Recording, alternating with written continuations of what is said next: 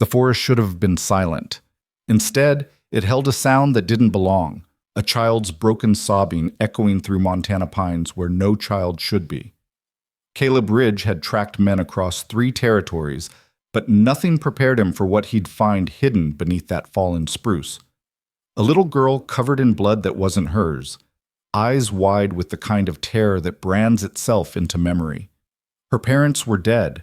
The men who killed them were gone, and the choice he made in that moment to dismount instead of ride on would reshape 2 lives forever. If you're watching from anywhere in the world, drop your city in the comments below. I want to see how far Eliza and Caleb's story travels.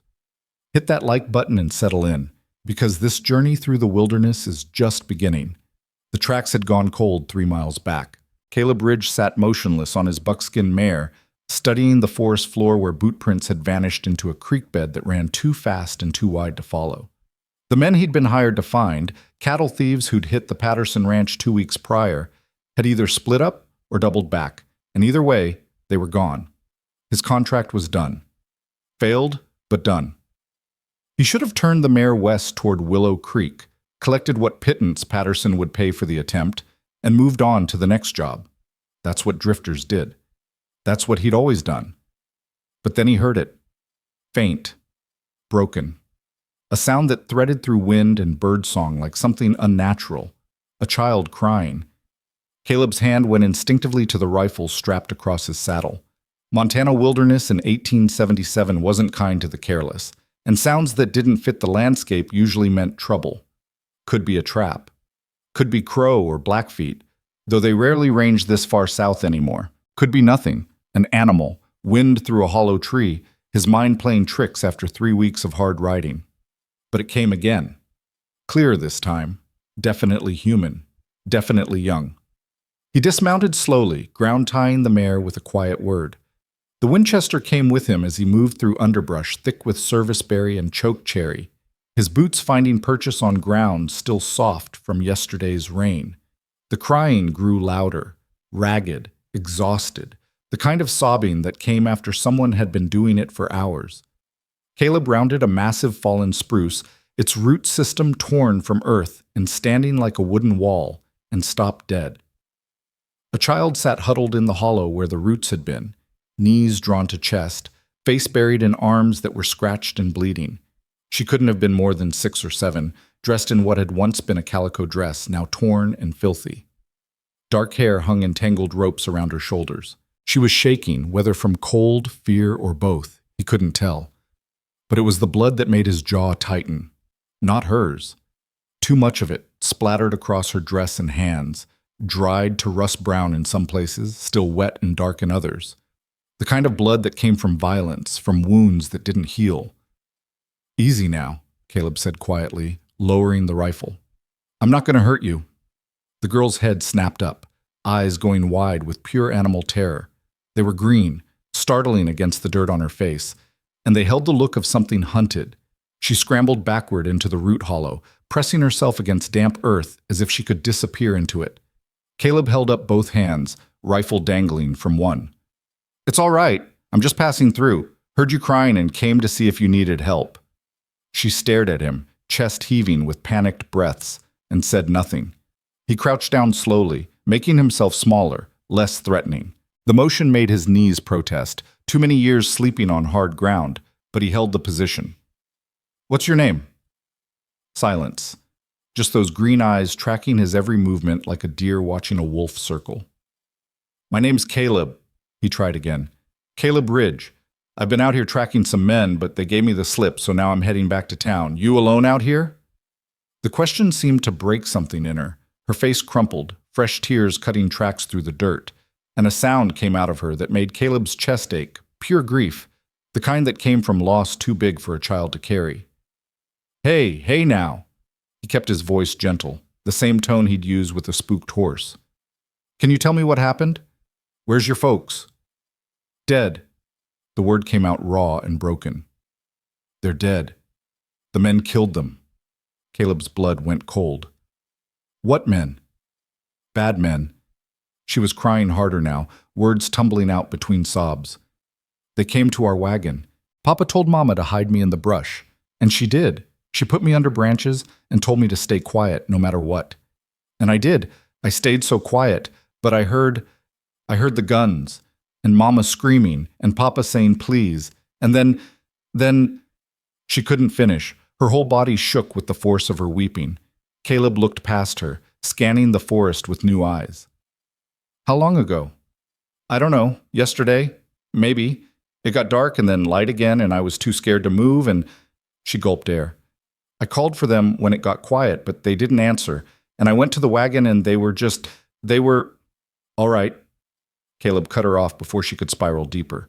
You don't have to say it. I understand. His mind was already working, calculating. If it happened yesterday, the men were long gone.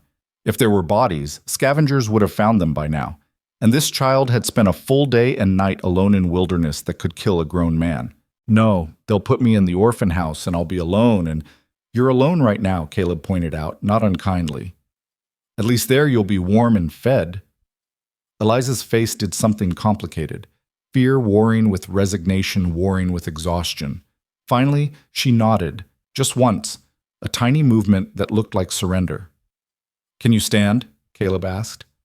She tried. Her legs wobbled, gave out, and she collapsed back into the root hollow with a small cry of pain. Caleb saw it then. Her left ankle, swollen to twice its normal size, the skin mottled with bruising. Twisted it running through the brush, I'd wager. He moved closer, and this time she didn't flinch away. I'm going to pick you up now, all right? Going to carry you to my horse. You just hold on.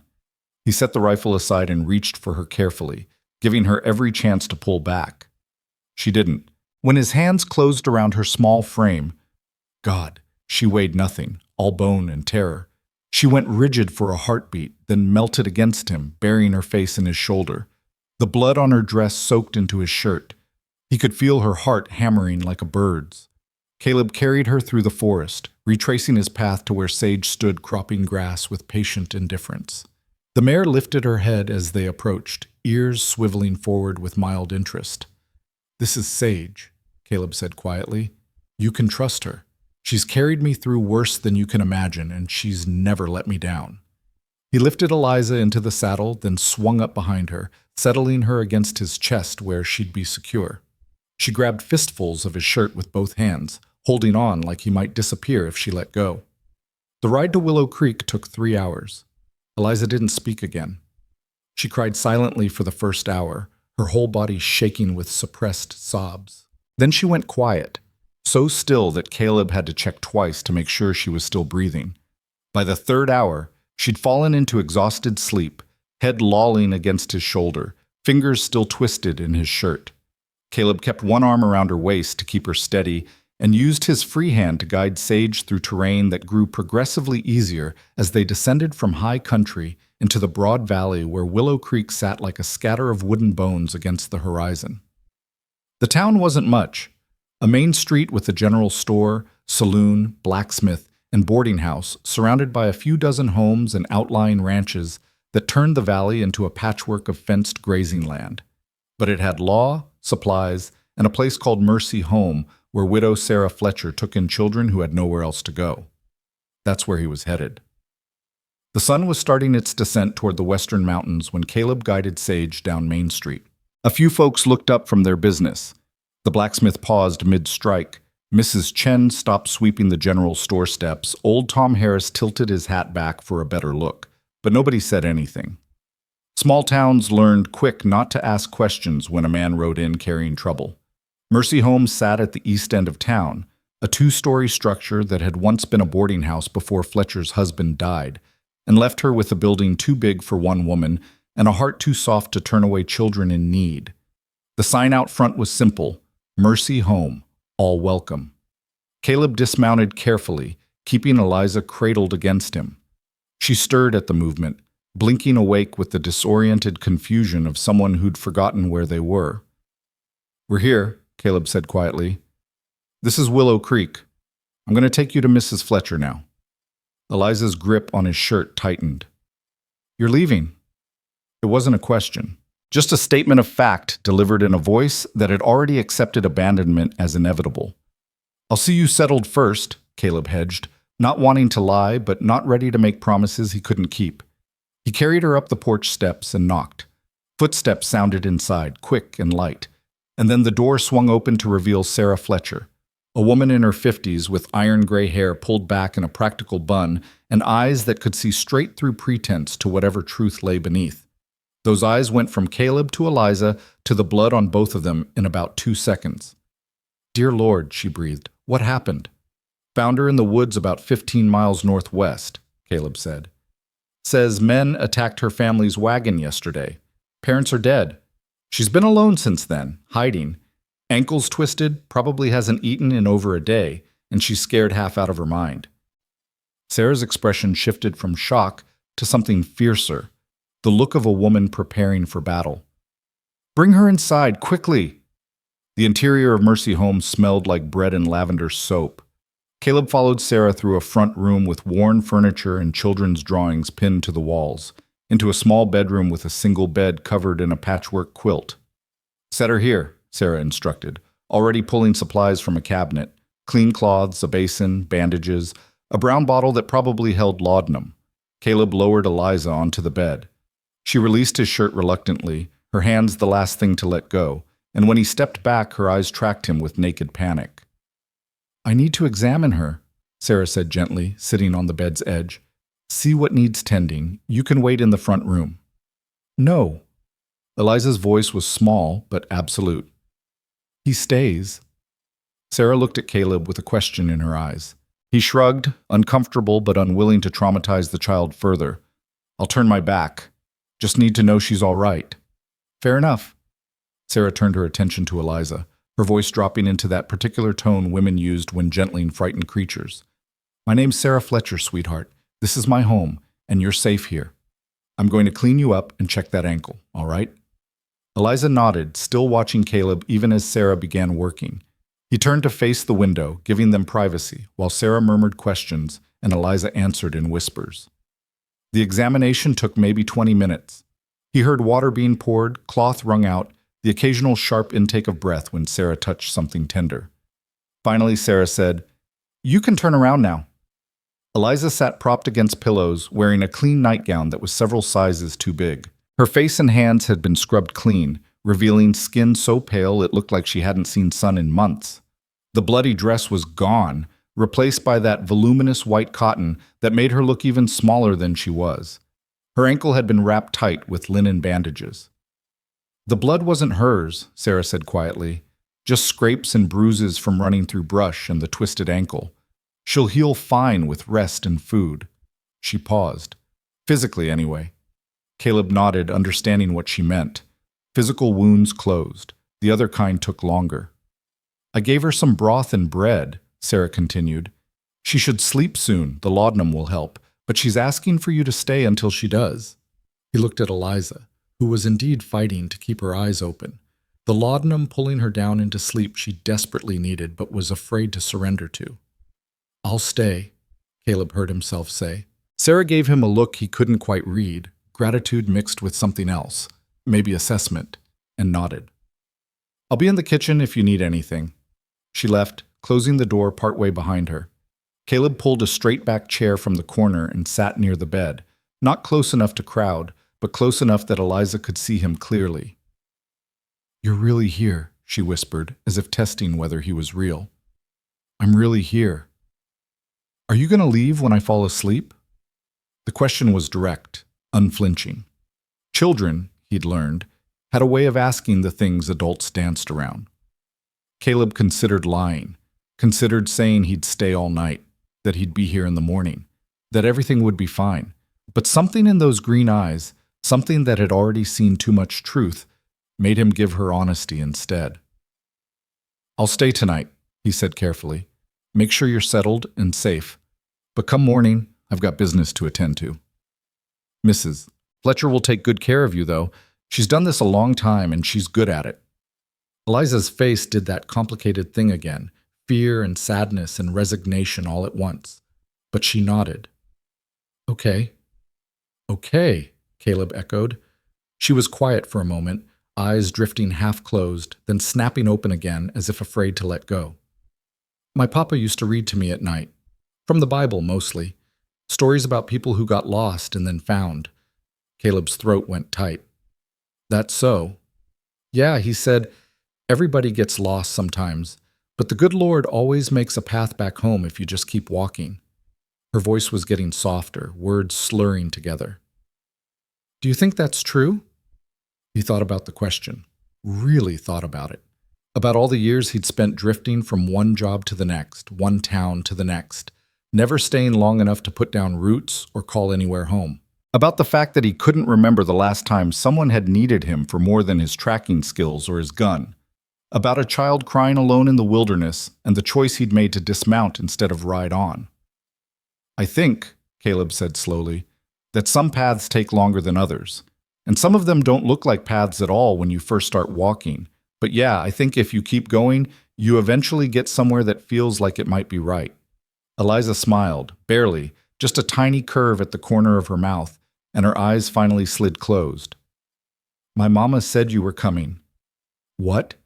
But she was already asleep, breathing evening out into the deep rhythm of laudanum-aided rest, her face relaxing into something that looked almost peaceful. Caleb sat in that chair for a long time, watching her sleep, trying to make sense of what she'd just said. My mama said you were coming. Had to be delirium, confusion, the laudanum talking. The mind did strange things when trauma and medicine mixed, but it nagged at him anyway. Eventually, Sarah appeared in the doorway with a plate of food and a cup of coffee. She's out, Caleb said unnecessarily. Good, she needs it. Sarah set the plate on the bedside table. You should eat too. When's the last time you had a proper meal? Can't rightly remember. That's what I thought. She gestured to the food. Biscuits, beans, salt pork. The kind of simple fare that tasted like heaven when you'd been living on jerky and creek water. Eat. Then you and I need to talk. Caleb ate while Sarah filled him in on the practical matters. Mercy Home had 6 children currently in residence, ranging in age from 4 to 13. All had come to her the same way Eliza had, orphaned by disease, accident, violence, or simple abandonment. She fed them, clothed them, taught them their letters and numbers, and tried to place them with families when opportunity arose. Though that's rare, Sarah admitted. Most folks want infants, not children with memories and scars. The older ones usually stay until they're old enough to work. Then they leave to find their own way. What about Eliza? Sarah's expression softened. She's young enough that someone might take her. Pretty little thing, smart from what I can tell, well-mannered. If we can get her past the nightmares and the fear, she'd be a fine addition to any family. If, Caleb repeated. If, Sarah agreed. Some children bounce back from tragedy fast. Others, she trailed off, letting the silence finish the thought. They talked for another hour. About the attack, about whether Caleb thought the men might come back. He didn't. About what to tell the sheriff. Everything. About whether there was any family to contact. Eliza hadn't mentioned anyone, and Sarah would try to find out more once the child was stronger. Finally, as full night settled over Willow Creek, Sarah stood. You're welcome to sleep here tonight. There's a room upstairs that's empty. In the morning, you can go about your business knowing she's cared for. Caleb nodded, suddenly exhausted in a way that went beyond the physical. Appreciate it. He checked on Eliza one more time before heading upstairs. She was still deeply asleep, one hand curled under her cheek, breathing steady and even. In sleep, with her face clean and relaxed, she looked like any other child. Like maybe she'd wake up and discover the last 2 days had been a nightmare. But Caleb knew better. The room Sarah gave him was small and simple. A bed, a washstand, a window overlooking the street. He stripped to his undershirt, washed the trail dust and Eliza's blood from his hands and face, and lay down on top of the blankets. Sleep should have come easy. Instead, he stared at the ceiling, listening to the house settle around him, thinking about green eyes filled with terror and a voice asking if he was going to leave. My mama said you were coming. He was still thinking about it when exhaustion finally pulled him under. Morning came with the smell of frying bacon and the sound of children's voices, excited chatter, laughter, the thump of small feet on wooden floors. Caleb woke disoriented, reaching instinctively for the gun that wasn't there, then remembered where he was. He dressed quickly, ran a hand through hair that badly needed cutting, and headed downstairs. The kitchen was controlled chaos. Sarah stood at the stove managing 3 pans at once, while children of varying sizes orbited around a table set for breakfast. They ranged from a tiny boy who couldn't have been more than 4 to a lanky girl on the edge of adolescence, all of them talking over each other in the way children did when excitement overrode manners. None of them were Eliza. "She's still sleeping," Sarah said without looking up, reading his question before he asked it. "I checked an hour ago. The laudanum will keep her under for a while yet. Best thing for her right now." Caleb nodded, accepting the plate of food she handed him. Eggs, bacon, biscuits that were still warm from the oven. He ate standing up, aware of small eyes watching him with the frank curiosity children had for strangers. "Is he Eliza's papa?" one of them asked, a boy maybe 7 or 8, with a gap where his front teeth should be. "No, Tommy," Sarah said patiently. "Mr. Ridge found Eliza in the woods and brought her here so we could help her. He's just visiting." "Oh." Tommy looked disappointed. "I thought maybe she got a papa like Jenny got a mama last month." Jenny, the lanky girl, beamed at that, clearly pleased with the acquisition of a mother. "Mrs. Patterson says I can help her with the new baby when it comes." "That's wonderful, dear," Sarah said warmly, then turned to Caleb. "You planning to head out this morning?" He should. Patterson was expecting a report, failed as it was. He had a bedroll and saddlebags to collect from wherever he'd left them, supplies to replenish, and no good reason to linger in a town that had nothing for him beyond this one night's shelter. But before he could answer, a small voice from the doorway said, "You're still here?" Everyone turned. Eliza stood in the kitchen entrance, still wearing the overlarge nightgown, her dark hair a tangled mess around her shoulders, one hand gripping the doorframe for support. She looked at Caleb with something that might have been hope, or might have been fear. He couldn't tell which. "I'm still here," he confirmed. The tension in her small frame eased fractionally. She didn't smile, but something in her face relaxed. "Come sit down, sweetheart," Sarah urged gently. "I've got breakfast ready, and you need to eat." Eliza limped to the table. Her ankle was clearly still painful, and accepted the chair Sarah pulled out for her, but her eyes never left Caleb. He finished his own breakfast standing, feeling the weight of her attention like a physical thing, and tried to figure out what he was supposed to do with a child who looked at him like he was the only solid thing in a world gone liquid. After breakfast, Sarah shooed the other children outside to their chores and morning lessons, leaving just the 3 of them in the kitchen.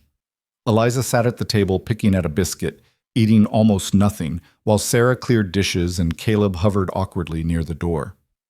"Eliza," Sarah said gently, sitting down beside her, "I need to ask you some questions. About what happened. About your family. Can you do that for me?" Eliza's hands stilled on the biscuit. She nodded, but didn't look up. "What was your full name, sweetheart?" "Eliza Marie Thornton." "That's lovely. And your parents? What were their names?" "James and Catherine Thornton. Papa was James. Mama was Catherine, but Papa called her Kathy." Sarah wrote this down on a piece of paper. "Do you know where you were coming from? Where you were headed?" "St. Louis." Eliza's voice was barely audible. "We left in the spring. Papa said we were going to Oregon to claim land and start a farm. He said there was opportunity out west, that we could build something real." "Were there other wagons with you? Other families?" Eliza shook her head. "Papa said we didn't need a big train, that we could travel faster alone. Mama worried about Indians, but Papa said the treaties held and we'd be fine." But they hadn't been fine. The treaties had held. It wasn't Indians that killed them. It was white men, probably the same kind who saw a lone wagon as easy pickings and didn't think twice about murder if it meant an extra rifle or a few dollars in someone's pocket. "Do you have any other family?" Sarah asked. "Grandparents, aunts, uncles? Anyone who might be looking for you?" "No." Eliza's voice cracked. "Papa's family all died in the war. Mama had a sister, but she died of fever before I was born. It was just us. Just them. And now just her." Sarah reached out and squeezed Eliza's hand gently. "All right, sweetheart. That's enough for now. Why don't you go sit in the front room? I need to talk to Mr. Ridge for a moment." Eliza looked between them, worry creasing her brow, but she slid off the chair and limped away, glancing back once before disappearing through the doorway. Sarah waited until she was out of earshot, then turned to Caleb with an expression that was part sorrow, part determination. "No family. No one looking for her. She's completely alone in the world. Caleb said nothing. What was there to say? I'll register her with the Territorial Orphan Services, Sarah continued. Send word to the surrounding counties, see if anyone's willing to take her in. But I'll be honest, winter's coming, and most families who want children already took them in during spring and summer. She'll likely be here until next year at the earliest. She'll be all right here, Caleb said, more statement than question. She'll be cared for, Sarah corrected. Fed, clothed, educated. But all right? She shook her head. That child just lost everything. She watched her parents die and spent a day alone in wilderness that should have killed her. She's going to have nightmares for months, probably years. She's going to flinch at loud noises and strange men and anything that reminds her of what she survived. And the only person in the world she trusts right now is you, a man she's known for less than a day, who's about to walk out that door and never come back. The words hit harder than they should have. What else am I supposed to do? I don't know, Sarah admitted. I'm not saying you owe her anything. You did the right thing bringing her here, but I'm also not going to lie and say it won't break her heart when you leave. Caleb looked toward the front room where Eliza sat, too far away to hear, but probably close enough to sense the weight of their conversation. I'm not a father. I don't know the first thing about raising a child. Most fathers don't when they start. They learn as they go. I've got no money, no land, no prospects beyond the next tracking job. What kind of life could I give her? I can't answer that, Sarah said quietly, but I can tell you that child doesn't need money or land. She needs someone who won't leave, someone who'll be there when the nightmares come, someone who chose to stop in the forest instead of riding on by. She let that sit between them for a long moment, then added, Stay for breakfast tomorrow. At least give her that much.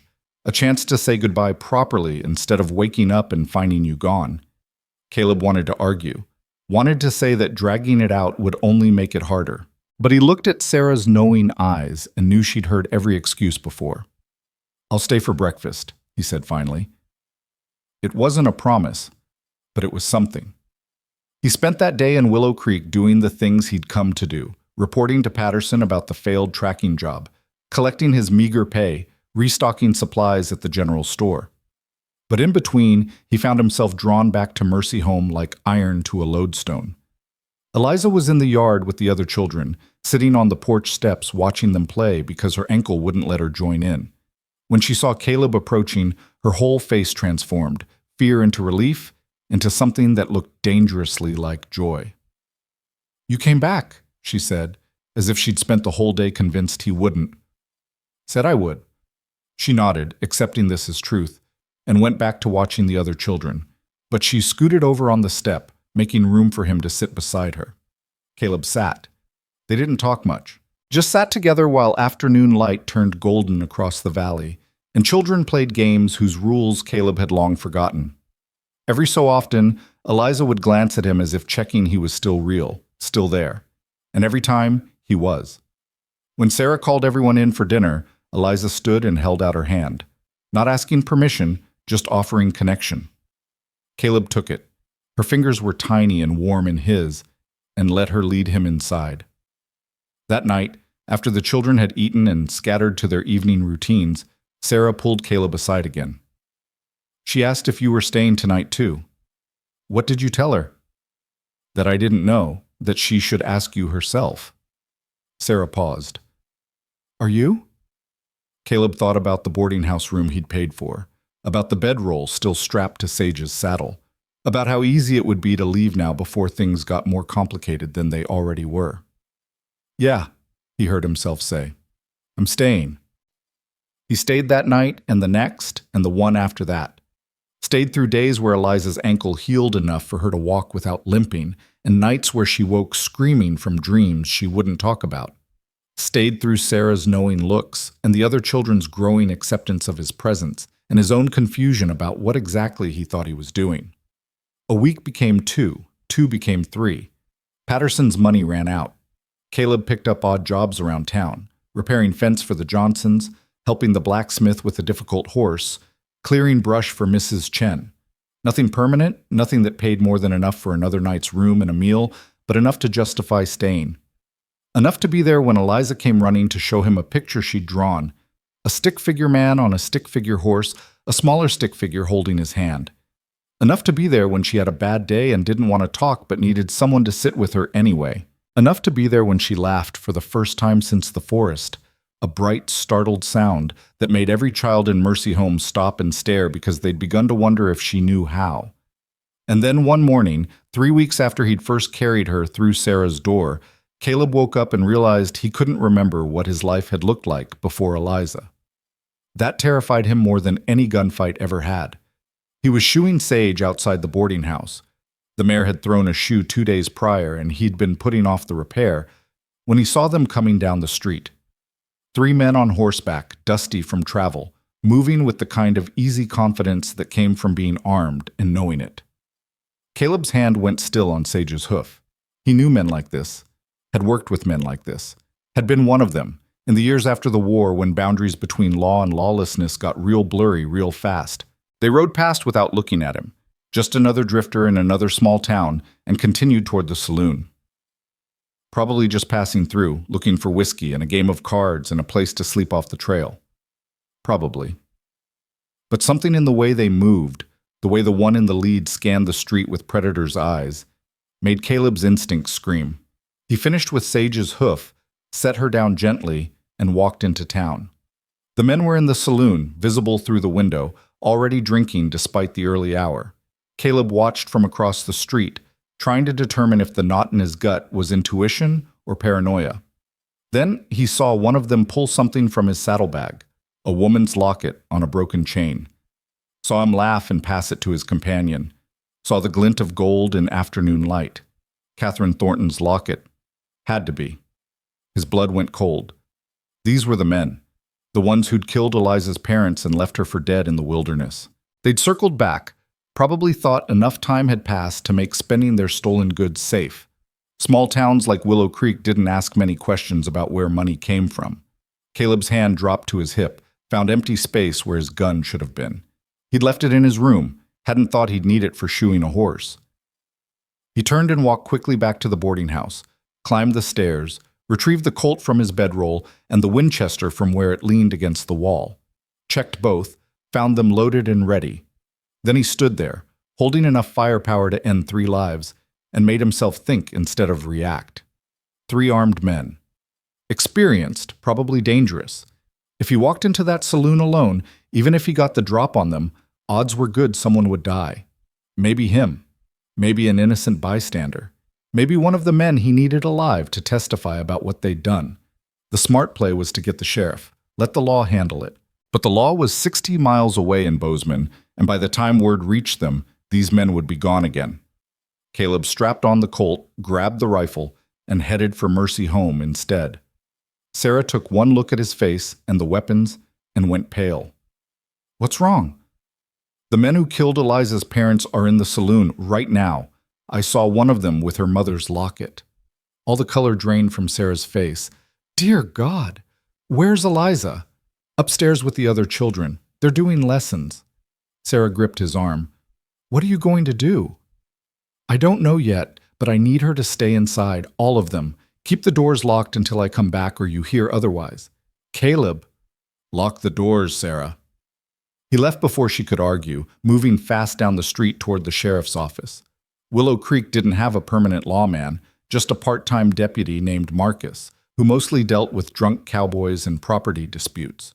But Marcus had a badge and the authority to deputize citizens in emergencies, which this sure as hell qualified as. Marcus was in the office, feet up on the desk, half asleep in afternoon sun. He jerked awake when Caleb slammed through the door. What? The men who murdered James and Catherine Thornton are in the saloon, Caleb said flatly. Right now. I saw evidence on one of them, a locket that belonged to the wife. We need to take them into custody before they leave town. Marcus was on his feet, suddenly very awake. You're sure? I'm sure. How many? 3. All armed. Marcus swore, grabbed a shotgun from the rack, checked it with practiced efficiency. All right. I'll deputize you temporarily. We go in quiet, surround them, give them a chance to surrender. If they don't, we end it, Caleb finished. They moved together through the street, attracting stares but no questions. Word spread fast in small towns. Folks knew trouble when they saw it, and people started finding reasons to be elsewhere. At the saloon, Marcus paused at the door. "I'll go in first. You cover the back in case they run. When I give the signal, you come through." Caleb nodded and circled to the rear of the building where a back door led to the alley. He positioned himself where he could see both the door and the street, rifle ready, and waited. Inside, he heard Marcus's voice, calm and authoritative. "Afternoon, gentlemen. I'm Deputy Marcus Worth. I need you three to stand up slowly and put your hands where I can see them." Silence. Then the scrape of chair legs, boots on wood floor. A different voice, rough and amused. "What's this about, Deputy?" "You're wanted for questioning regarding a murder 3 weeks back. Family named Thornton, killed on the trail northwest of here. Now, I'm sure there's been some mistake and this will all get cleared up once we sort it out, but I need you to come with me peaceable-like." Another silence, longer this time. Caleb's finger tightened on the trigger. Then chaos. A gunshot inside, wood splintering, men shouting. The back door exploded outward, and one of them came through running, gun drawn, wild-eyed. He saw Caleb and swung his weapon up. Caleb fired first. The man went down hard, clutching his shoulder, gun clattering away across dirt. More shots from inside the saloon, breaking glass, people screaming. Caleb moved fast, kicked the wounded man's gun further away, and went through the back door low and ready. The saloon's interior was smoke and confusion. One man lay face down near the bar, not moving. Marcus's shotgun had done its work. The third man had Marcus pinned behind an overturned table, firing methodically at anything that moved. Caleb sighted carefully and put a round through the man's gun hand.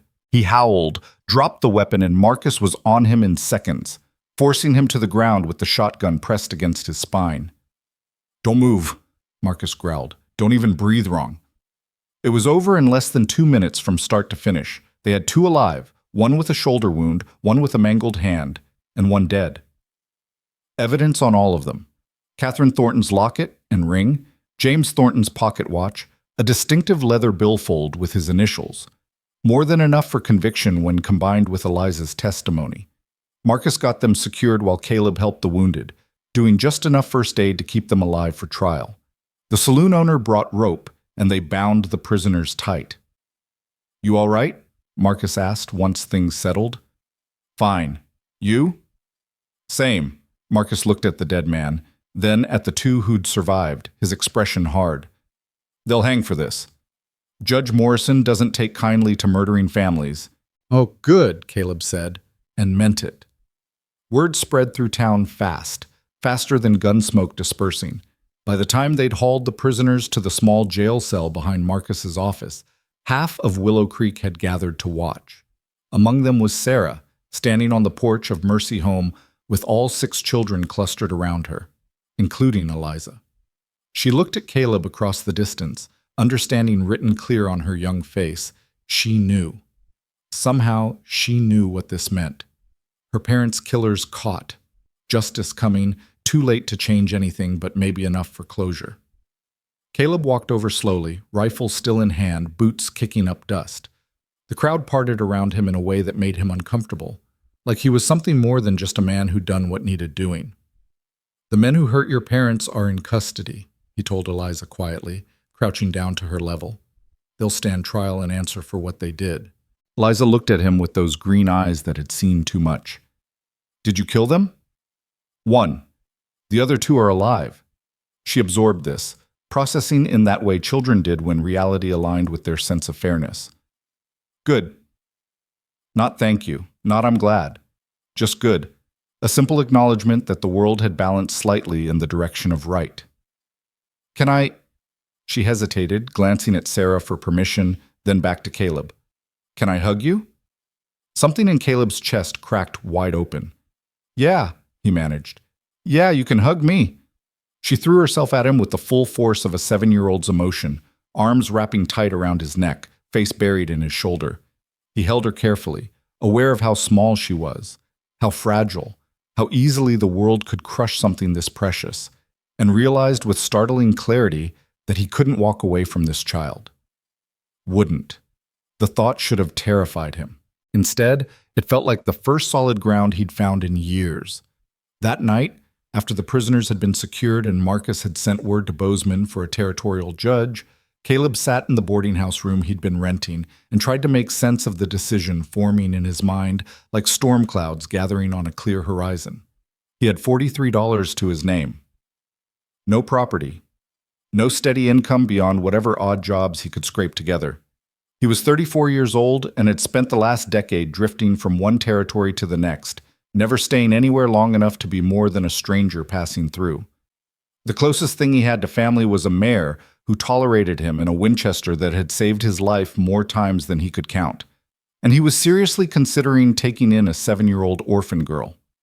The rational part of his brain, the part that had kept him alive through a war and its aftermath, told him it was insane, told him he'd fail her, that he had no business trying to be anyone's father, that the kindest thing he could do was walk away and let Sarah find her a real home with real parents who knew what they were doing. But the rest of him kept circling back to Eliza's face when she'd asked if she could hug him, kept hearing her voice saying you came back like it was a miracle instead of a simple choice, kept remembering how she'd clung to his shirt in the forest like he was the only solid thing in a world that had turned to quicksand beneath her feet. She trusted him. God help them both. But she trusted him. Caleb stood, grabbed his coat, and headed out into the night. Mercy Home's windows glowed warm against autumn darkness. He knocked quietly, not wanting to wake the children, and Sarah answered within moments, as if she'd been expecting him. "Figured you'd come by," she said, stepping aside to let him in. "Coffee?" "Yeah, thanks." They sat at the kitchen table, the same one where Eliza had picked at her breakfast that first morning, and Sarah poured 2 cups of coffee that was strong enough to strip paint. For a while, neither of them spoke, just sat in companionable silence while the house settled around them and night deepened outside. Finally, Caleb said, "I want to keep her." Sarah set her cup down carefully. "Keep her?" "Take her in, raise her, be her—" He stumbled over the word, not sure he had the right to claim it. "Be her father, I guess." "You guess." "I'm not saying it right." Caleb ran a hand through his hair, frustrated with himself. "I've never done anything like this. Never even thought about it. But I can't walk away from her, Sarah. I've tried to make myself, and I just can't." Sarah studied him with those eyes that saw too much. "Do you have any idea what you're proposing?" "I know it won't be easy." "Easy?" Sarah laughed, but there was no humor in it. "Caleb, easy doesn't even begin to cover it. That child has nightmares every night. She wakes up screaming and can't remember where she is or who she's with. She flinches when doors slam. She won't eat certain foods because they remind her of that last breakfast with her parents. She asks me at least twice a day if the bad men are coming back." "I know." "Do you?" Sarah leaned forward, intensity sharpening her features. "Because knowing something happened and living with the consequences are 2 different things. You'll be up at midnight holding her while she cries. You'll have to explain why her parents died and why the world can be cruel and why bad things happen to good people, and you won't have good answers because there aren't any. You'll watch her try so hard to be brave and break your heart every single time." "I know," Caleb said quietly. "I've seen it. Every day for 3 weeks, I've seen it." "And you still want this?"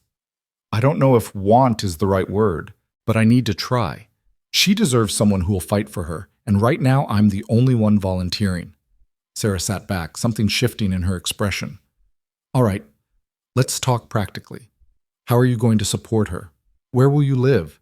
You can't raise a child in a boarding house room." "I've been thinking about that." He had all evening, ever since the idea had taken root.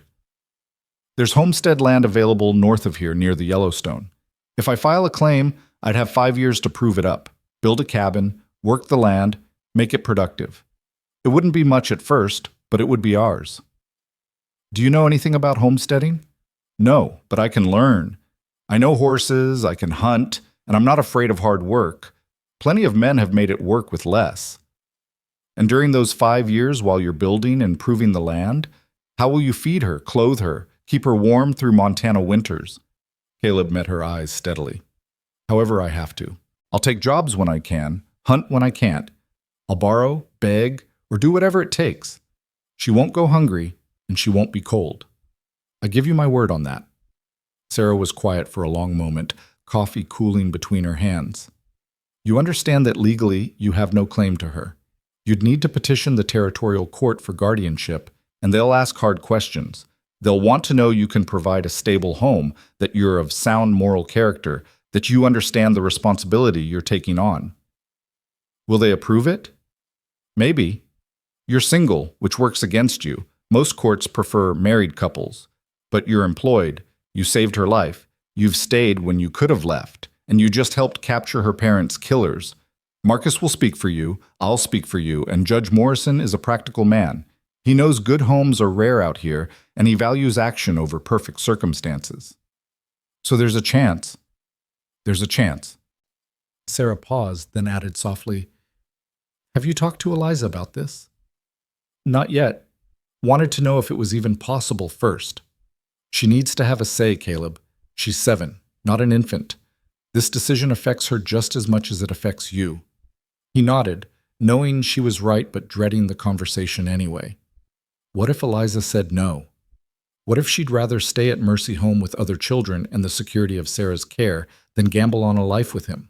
What if— "Stop spiraling," Sarah said gently. "Talk to her tomorrow. She deserves honesty, and you deserve to know where you stand." Caleb finished his coffee, bitter and lukewarm now, and stood. "Thank you. For everything." "Don't thank me yet. This is just the beginning." But she smiled as she said it, and when she walked him to the door, she squeezed his shoulder in a way that felt like benediction. He walked back to the boarding house through streets empty except for distant saloon noise and the occasional bark of a dog. Above, stars scattered across a sky so vast it made a man feel small and insignificant, which maybe wasn't such a bad thing. Maybe feeling small helped you understand that what mattered wasn't how big you were, but what you chose to do with the space you occupied. Caleb laid awake most of the night, rehearsing conversations in his head, trying to find the right words to explain to a 7-year-old that he wanted to build her a life from scratch, and hoping like hell she'd say yes. Morning came too fast and too slow at the same time. He washed, dressed, skipped breakfast because his stomach was in knots, and arrived at Mercy Home just as Sarah was serving up eggs and biscuits. Eliza saw him through the window, and her face lit up in that way that still caught him off guard. Pure happiness at his presence, uncomplicated and unguarded. "Can I talk to Eliza alone for a bit?" Caleb asked Sarah quietly. "Outside, maybe?" Sarah nodded, understanding in her eyes. "Eliza, honey, Mr. Ridge wants to speak with you on the porch." Eliza came immediately, limping only slightly now that her ankle had mostly healed. They sat on the porch steps, same spot where they'd sat that first afternoon watching other children play, and for a moment Caleb just looked at her, the small person whose life had collided with his in a forest that should have been silent. "You're worried," Eliza said, reading him with the uncanny accuracy children sometimes had. "What's wrong?" "Nothing's wrong exactly. I just need to talk to you about something important, and I need you to be honest with me about what you want. Can you do that?" She nodded solemnly. "I can be honest." Caleb took a breath. "You know I've been staying in town these past few weeks instead of moving on to the next job." "Because of me," Eliza said. Not a question, just acknowledgement. "Yeah, because of you." He paused, choosing words carefully. "I've been thinking a lot about what happens next. For both of us. Mrs. Fletcher will take good care of you here. You know that, right? She's kind and she knows what she's doing and the other children are nice. You're leaving." Eliza's voice went flat, all the light draining from her face. "That's what you came to say. You're leaving, and you wanted to tell me goodbye properly." "No, that's not—" Caleb stopped, started over. "That's not what I'm saying, at least not if you don't want me to." Confusion flickered across her features. "I don't understand." "I'm asking if you want to come with me." The words came out in a rush, clumsy and earnest. "I'm going to file a claim on homestead land north of here, build a cabin, make a life. It won't be easy, and it won't be fancy, but it would be ours. Yours and mine. If you wanted." Eliza stared at him like he'd started speaking a language she didn't know. "You want me to live with you?" "I want to be your family, if you'll have me." "But I'm—" She faltered, struggling with something. "I'm nobody. I don't have anything. Why would you want—" Caleb's heart broke clean through. You're not nobody, Eliza. You're brave and smart, and you survived something that would have destroyed most adults. You're somebody who deserves a home and a person who won't leave. And I know I'm not much. I've got no money and no land yet, and I don't know the first thing about being a father, but I'm willing to learn if you're willing to teach me. She was crying now, silent tears streaming down her face. You really mean it? Every word. You won't change your mind? You won't decide I'm too much trouble and send me back? The question gutted him. Never. If you say yes, you're stuck with me. For good. Eliza launched herself at him the same way she had yesterday, arms tight around his neck, face pressed to his shoulder. But this time when she spoke, her voice was muffled and trembling and filled with something that might have been hope. Yes, I want to go with you. Please don't leave me here. Caleb held her, one hand cradling the back of her head, the other wrapped around her small frame. I won't. I promise you, I won't. They stayed like that until her crying quieted to hiccups, until Sarah came to the door and saw them, and smiled in a way that was both sad and joyful, until the other children started peeking out windows, curious about what was happening. So, Caleb said, when Eliza finally pulled back, wiping her eyes with her sleeve, I guess we've got a lot of work to do. What kind of work? Well, first I've got to talk to a judge and make sure it's legal for you to come with me. Then I need to file that land claim. Then I need to figure out how to build a cabin before winter really sets in. I can help, Eliza said immediately. I'm small, but I'm strong. Mama always said I was her best helper. Looking at her determined face, still blotchy from crying but set with purpose, Caleb believed her. Then I guess we're partners. Partners, Eliza repeated, trying the word out. Then softer, can I call you Papa? The question stopped Caleb cold. It was one thing to promise to raise her, another entirely to claim that title. Papa meant something, meant belonging and permanence and a bond that went deeper than obligation. But looking at Eliza's hopeful face, he realized she needed the word as much as he needed to hear it. Yeah, he said, voice rough. Yeah, you can call me Papa. Her smile could have lit the whole valley. The next 2 weeks moved like a river at spring thaw, fast, turbulent, and occasionally overwhelming. Judge Morrison arrived from Bozeman on a Tuesday, a lean man in his 60s with steel-gray hair and eyes that missed nothing.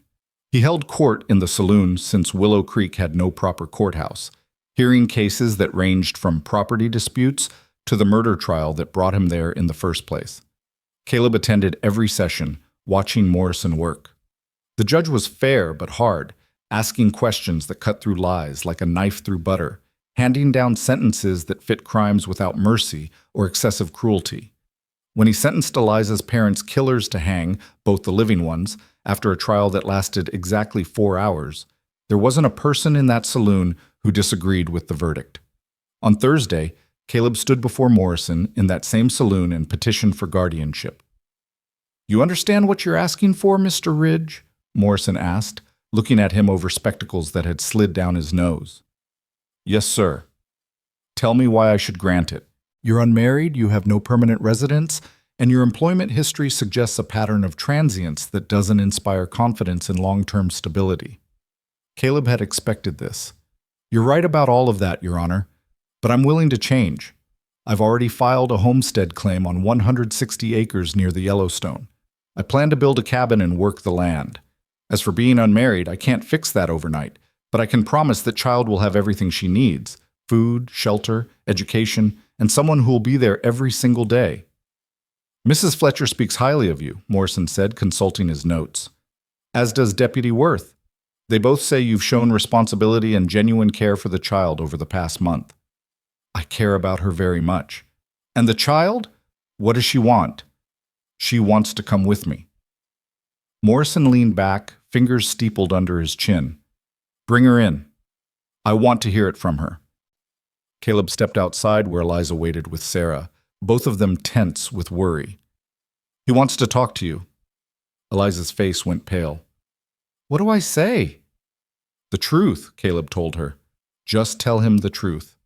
She walked into that saloon like she was headed to her own execution, shoulders squared and chin up but hands trembling at her sides. Caleb wanted to go with her, but Morrison had been clear. He'd speak to her alone. The wait was agony. Sarah stood beside him, silent support, while minutes crawled past like hours. Finally, the saloon door opened and Eliza emerged, tears streaming down her face. Caleb's heart sank. Eliza, he said yes. She threw herself at him, laughing and crying at the same time. He said you can be my papa, and we can go to the homestead and everything. Relief hit like a physical blow. Caleb looked past Eliza to where Morrison stood in the doorway, watching with an expression that might have been approval. Don't make me regret this, Ridge, the judge said. That child deserves better than what life's given her so far.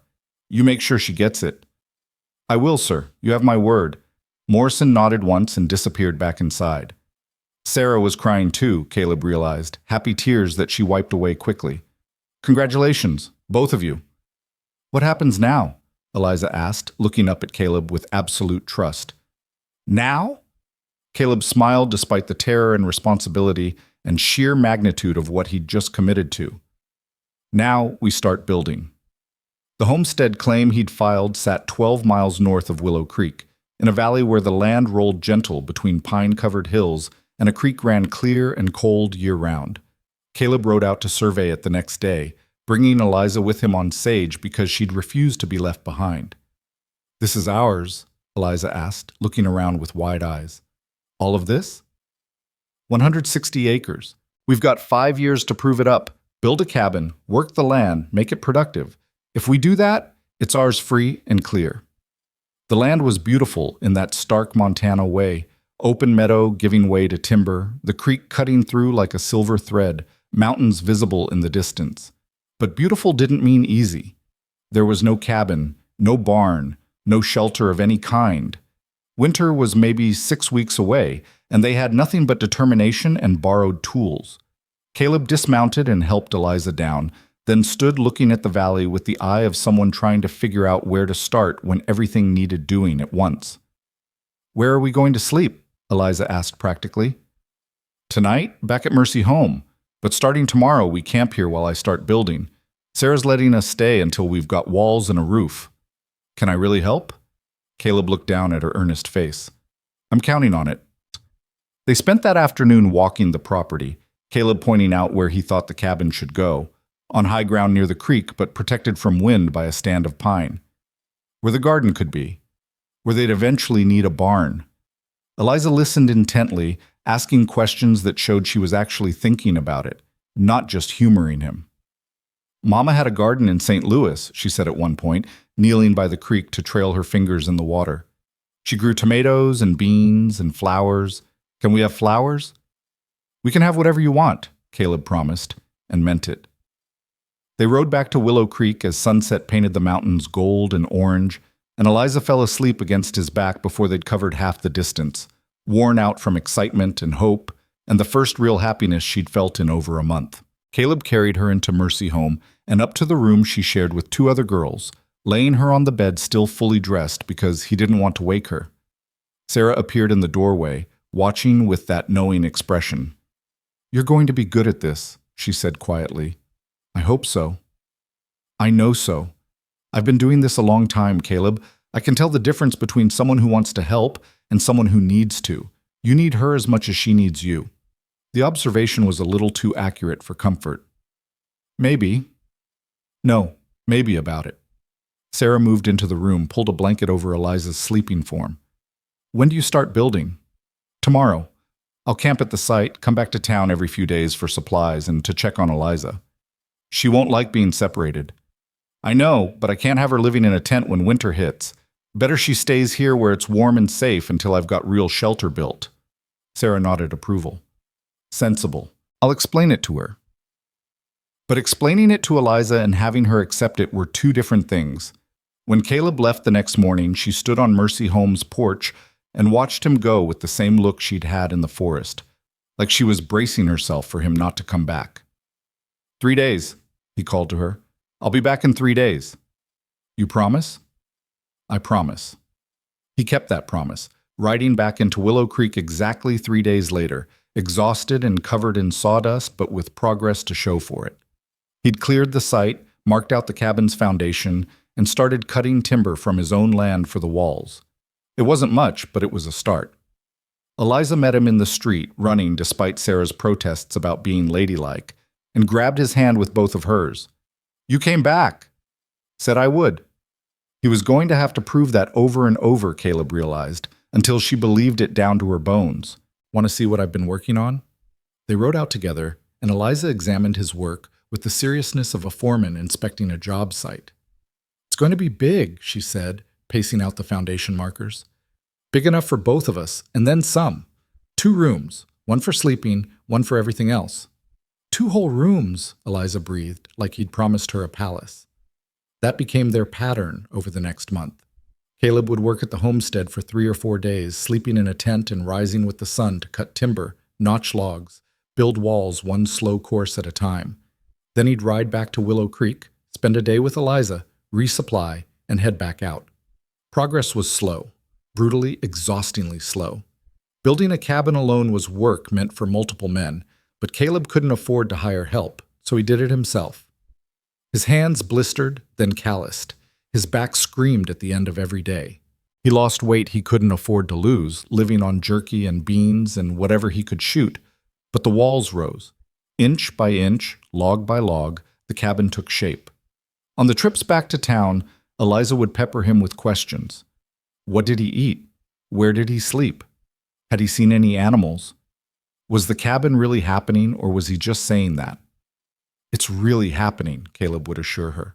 And to prove it, he started bringing her small things from the site. A piece of chinked log, a smooth stone from the creek, a pine cone from one of the trees he'd felled. She kept them in a box under her bed like treasures.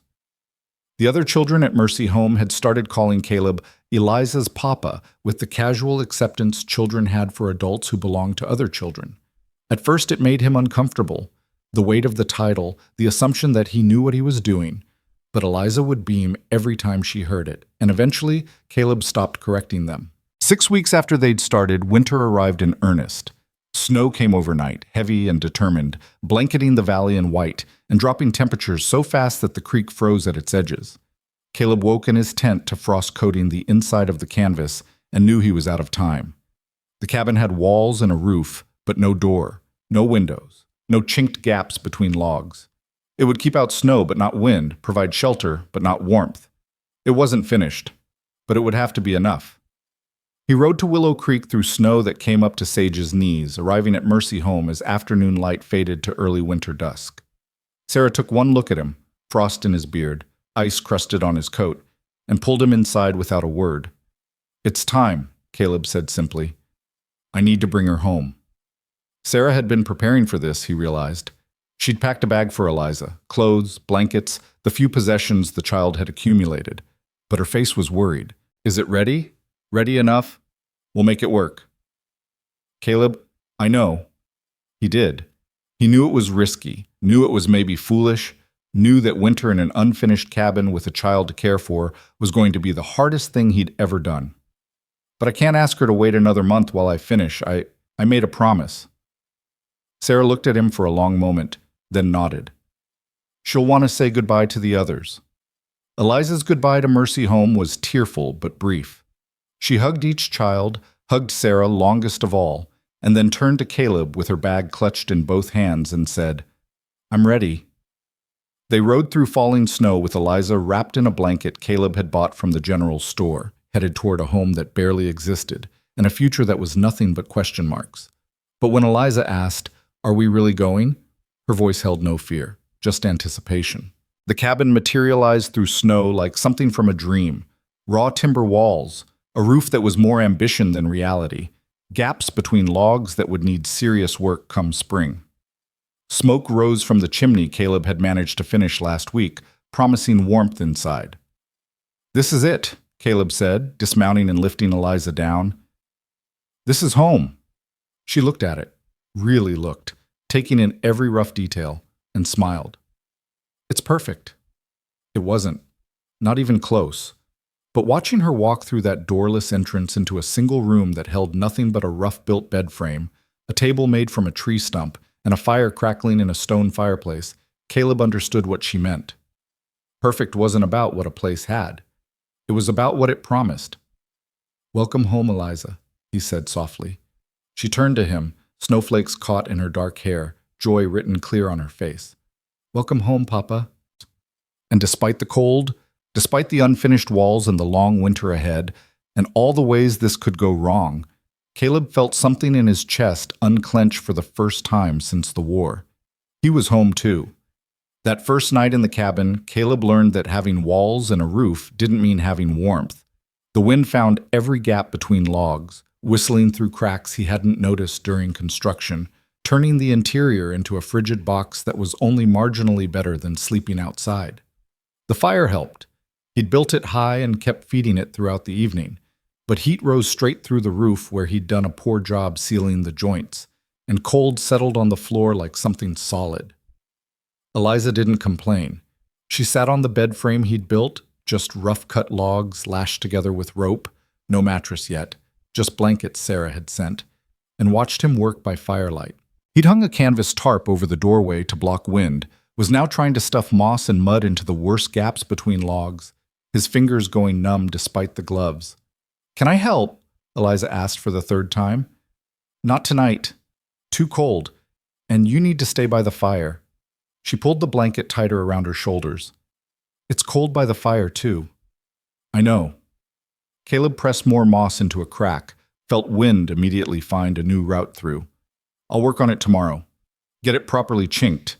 Tonight we just need to make it through." "I've been colder," Eliza said quietly. "In the woods. After it happened. At least now I have you." The simple statement hit him harder than it should have. Caleb looked at her across the small space, this child who'd survived things that should have broken her, who trusted him enough to follow him into winter in an unfinished cabin, and felt the full weight of what he'd taken on settle across his shoulders like an ox yoke. "Come here," he said, abandoning the chinking work. "Bring those blankets." She gathered everything, 3 wool blankets and the quilt Sarah had insisted they take, and brought them to where Caleb was spreading his bedroll near the fire. He arranged everything into a nest, building walls of blankets around them, creating a small space that their combined body heat and the fire might actually warm. "We'll sleep here tonight," he told her, "close to the heat. Tomorrow I'll figure out something better." Eliza crawled into the nest without hesitation, curling up against him like it was the most natural thing in the world. Caleb lay rigid for a moment. He'd never been this close to another person since the war, never shared space or warmth or vulnerability, then forced himself to relax. This was fatherhood now. This was what she needed. "Papa?" Her voice was small in the darkness. "Yeah? Are you scared?" The question surprised him. "Of what?" "Of winter, of messing up, of not being able to take care of me." Caleb considered lying, giving her the comfort of false confidence. But he'd promised honesty, and children had a way of sensing deception anyway. "Yeah," he admitted, "I'm scared. I've never done this before, any of it. I don't know if I'm making the right choices, and I'm terrified I'll fail you somehow." Eliza was quiet for a moment, then, "I'm scared too, but I'm less scared when you're here." "That's good, because I'm not going anywhere." "Even if winter gets really bad?" "Even then." She shifted closer, her small hand finding his. "Mama used to say that being scared just meant you cared about something enough to want to protect it. She said brave people were just scared people who kept going anyway." "Your mama sounds like she was smart." "She was." Eliza's voice got thick. "I miss her. And Papa, my first Papa. I think about them every day." Caleb squeezed her hand gently. "That's good. You should remember them. They loved you, and they'd want you to keep their memory alive." "Do you think they'd be happy? That I'm with you?" "I think they'd be grateful you're safe and cared for. That's what parents want, for their children to be okay." Eliza was silent for so long Caleb thought she'd fallen asleep. Then barely a whisper. "I'm going to be okay, right?" "Yeah, sweetheart. You're going to be just fine." He held her while she cried quietly, grief mixing with exhaustion, mixing with the overwhelming change of everything that had happened in the past month. Eventually, her breathing evened out and she slept, dead weight against his side, complete trust in unconsciousness. Caleb stayed awake longer, feeding the fire one-handed, listening to wind howl around their fragile shelter, and wondering what the hell he thought he was doing. Morning came gray and bitter cold. Caleb woke to find Eliza already up, crouched by the fire trying to coax it back to life from the embers he'd banked overnight. She'd wrapped herself in one of the blankets like a cocoon, only her face and hands visible. "You should have woken me," he said, voice rough with sleep. "You were tired." "I know how to build up a fire. Mama taught me." She did know, Caleb saw, watching her carefully feed small sticks into the coals, blowing gently until flames caught and grew. Within minutes, she had a respectable blaze going. "Good work," he told her, and her face lit up at the praise. They ate a cold breakfast, jerky and hard biscuits left over from yesterday, because Caleb didn't have cookware yet, hadn't thought that far ahead. Add it to the list of things he needed to figure out. The list was getting long. After eating, Caleb bundled Eliza up and took her outside to show her the property in daylight. Snow had transformed everything overnight, smoothing rough edges and covering imperfections with a blanket of white that was beautiful and treacherous in equal measure. "The creek's down there," he pointed, showing her the line of willows that marked where water ran. "We'll get our water from there, but we have to be careful. Ice can be thin in spots." "What's that?" Eliza pointed to a rough structure he'd built 50 yards from the cabin. "Lean-to for Sage. Not much, but it keeps her out of the worst weather. I'll build a proper barn come spring." They checked on the mare, who was contentedly munching hay Caleb had brought from town. Eliza fed her broken pieces of biscuit, giggling when Sage's lips tickled her palm. "She likes you," Caleb observed. "I like her too. Can I learn to ride her? By myself?" "Eventually, when you're bigger and she's used to you. For now, you can help me take care of her. Brushing, feeding, that sort of thing." "I can do that." Eliza's breath puffed white in the frigid air. "What else needs doing?" What didn't need doing? Caleb looked at his homestead with the critical eye of someone who just committed to surviving winter here. The cabin needed serious chinking work. They needed a proper door and at least one window with shutters. He needed to cut more firewood, a lot more, enough to last months. They needed food stores beyond jerky and hardtack. He needed to hunt, to bring down a deer or elk, something with meat that could be preserved. And he needed to do most of it before the next big storm hit, which could be tomorrow or next week. No way to know. "Everything," he said honestly, "but we'll tackle it one piece at a time." They spent that day working together in the cold. Caleb mixed mud and moss, showed Eliza how to pack it into the gaps between logs, and together they chinked the worst spots on the north wall where wind hit hardest. Her small hands could reach places his couldn't, and she worked with serious determination, tongue poking out between her teeth in concentration. By afternoon, they'd made real progress. The cabin was noticeably warmer, drafts reduced to manageable levels. Caleb started on a door while Eliza gathered kindling from under the pines, where snow hadn't buried everything. "Stay where I can see you," he called as she ventured toward the tree line. "I will!" But she didn't, not quite. Caleb was wrestling a rough-cut plank into position when he heard her scream. He dropped everything and ran, hand going to the knife at his belt, heart hammering, found her 20 yards into the trees, standing frozen, staring at something in the underbrush. "Eliza, look," she whispered, pointing. A deer stood in the shadows, a doe, watching them with liquid eyes. Beautiful and wary, ears swiveling to catch every sound. Caleb's first instinct was to reach for the rifle he'd left at the cabin. Fresh meat, enough to last weeks if he preserved it right. But Eliza's face stopped him. She was staring at the deer with wonder, not fear, and something in him couldn't bring himself to destroy that moment with violence. "She's beautiful," Eliza breathed.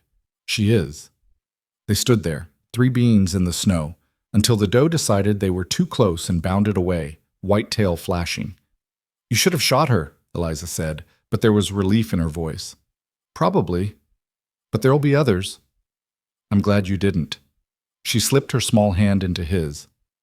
"I know we need food, and I know that's how it works out here. But I'm still glad." Caleb squeezed her hand. "Me too, sweetheart." They walked back to the cabin together, and Caleb tried not to think about how much harder this would be if she hadn't been there. How much easier it would have been to just take the shot, to be practical instead of kind. How having her here was already changing him in ways he hadn't anticipated. That night was warmer. Not comfortable, but survivable. They ate beans Caleb heated in a tin can over the fire, and Eliza pronounced them the best beans she'd ever tasted, even though they were half-burnt and under-seasoned. "Tomorrow I need to ride to town," Caleb said, watching her scrape the can clean with her finger. "Get supplies, real food, some tools I need. You can come with me or stay here, your choice." "I'll come." No hesitation. "I want to see Mrs. Fletcher." "We'll leave at first light then." The ride to Willow Creek took 3 hours through snow that had drifted in places, making the trail nearly invisible. Eliza rode in front of Caleb, wrapped in blankets, pointing out animal tracks and asking questions about everything they passed. Why do pine trees stay green in winter? Why does breath turn white when it's cold? How do birds know which way to fly when they migrate? Caleb answered what he could, admitted ignorance when he couldn't, and found himself charmed by her endless curiosity. She'd been so quiet that first week, so traumatized and withdrawn. Seeing her come back to life, seeing curiosity replace fear, felt like watching a frozen creek thaw in spring. Willow Creek appeared through snow like a mirage, smoke rising from chimneys, the street churned to frozen mud by wagon wheels and horses. They stopped first at Mercy Home, where Sarah swept Eliza into a fierce hug. "Look at you, rosy cheeks and bright eyes. The cabin agrees with you." "It's cold," Eliza admitted, "but it's home." Sarah's eyes met Caleb's over Eliza's head, asking questions he couldn't answer in front of the child. He gave a small nod, "We're managing," and she seemed satisfied. While Eliza visited with the other children, showing off a pine cone she'd found that was bigger than her hand, Sarah pulled Caleb aside. "How is it really?" "Hard," he admitted. "The cabin's rougher than I wanted before bringing her there. We're warm enough, but it's close. Food's running low. I need to hunt soon, but I can't leave her alone yet." "Bring her here when you hunt. I'll keep her as long as you need." "She won't like that." "She'll understand if you explain it right. That child's tougher than you think." Caleb knew that. Had known it since he'd found her surviving alone in wilderness. But knowing someone was tough didn't mean he wanted to test those limits. They stayed for lunch, real food, hot and plentiful, and Eliza ate until Caleb worried she'd make herself sick. Afterward, they hit the general store where Caleb spent money he could barely afford on flour, beans, salt pork, cornmeal, and a cast-iron skillet that would let him actually cook meals. He added needles, thread, and fabric, cheap stuff, but enough for Eliza to have a second dress and for him to patch his worn clothes. Mrs. Chen, who ran the store, added hard candy to the order without charging for it, pressing it into Eliza's hand with a wink. "For being such a good helper while your papa shops." Eliza looked at the candy like it was gold, then carefully tucked it in her pocket. "I'll save it for special." "Smart girl," Mrs. Chen approved. They left town as afternoon shadows lengthened, Sage loaded with supplies, Eliza chattering about everything she'd seen and done. But as the cabin came into view through gathering dusk, she went quiet. "What's wrong?" Caleb asked. "Nothing, just—" She paused. "It's smaller than I remembered, and darker." She was right. The cabin looked rough and lonely against the vast white landscape, smoke from their morning fire long since dissipated, no light in the windows because they had no windows yet. It looked like exactly what it was, a desperate attempt at shelter, barely adequate for survival. "It'll get better," Caleb promised. "Come spring, we'll add on, make it bigger, put in real windows and a proper floor. This is just the beginning." "I know," but her voice was small. That night, after they'd eaten and settled in, Eliza asked, "When are you going hunting?" "Soon. Maybe tomorrow or the next day, if weather holds." "And I have to stay with Mrs. Fletcher?" "Would be safer. I might be gone overnight, and I can't leave you here alone." Eliza was quiet, processing this. Finally, "Okay, but you have to promise to come back." "I always promise that." "Promise again anyway." "I promise. On my life, I promise." She nodded, accepting his word, and crawled into their blanket nest by the fire. But before sleep took her, she said, "Papa?" "Yeah?" "Thank you for not giving up, on me, on this. I know it's hard." Caleb's throat went tight. "Thanks for not giving up on me either, sweetheart." 2 days later, he left her at Mercy Home and rode into the high country to hunt. The mountains in winter were beautiful and deadly, Snow so deep in places that Sage had to push through drifts chest high, cold so intense it burned exposed skin. Caleb tracked elk for a day and a half, following signs through timber and across frozen streams, until he finally found a small herd bedded down in a protected valley. He took a young bull cleanly, one shot, and spent the next 4 hours field dressing it and packing meat onto Sage for the ride back. It was brutal work in freezing temperatures, blood steaming in cold air, his hands going numb inside gloves soaked through. But when he finally rode into Willow Creek 2 days after he'd left, with enough meat to last them a month or more, Eliza ran out to meet him with joy written clear on her face. "You came back!" "Always do." Sarah helped him preserve the meat, showing him how to cut it into strips for drying, how to pack it in salt, how to render fat for cooking. It was knowledge he should have had, would have needed anyway, but having her teach him while Eliza watched and learned meant they were building something more than just survival skills. They were building a life. Winter deepened. Snow piled higher, temperatures dropped lower, and the world contracted to the small space they could keep warm. Days fell into rhythm: wake with first light, build up the fire, eat breakfast, tackle whatever project needed doing. Caleb worked on the cabin constantly, adding a proper door with leather hinges, building shutters for the window opening he'd cut on the south wall, constructing furniture from rough lumber. Eliza helped where she could and stayed out of the way when she couldn't, and gradually the cabin transformed from shelter to home. They hung dried herbs Sarah had given them from the rafters, put up shelves for their meager supplies, built a crude table and stools.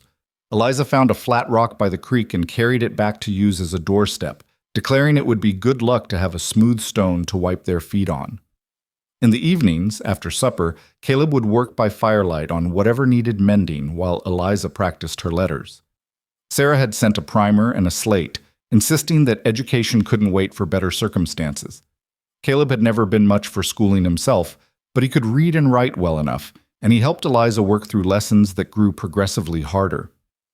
"What's this word?" she'd ask, pointing. "Sound it out." "Perseverance." "Perseverance. What's it mean?" "Means keeping going even when things are hard. Means not giving up." Eliza considered this. "Like what we're doing?" "Exactly like what we're doing." She wrote the word carefully on her slate, tongue between her teeth in concentration. "I like that word."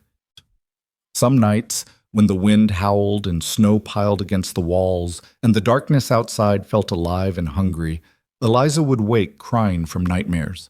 Caleb would hold her, let her cry it out, and wait for the words to come.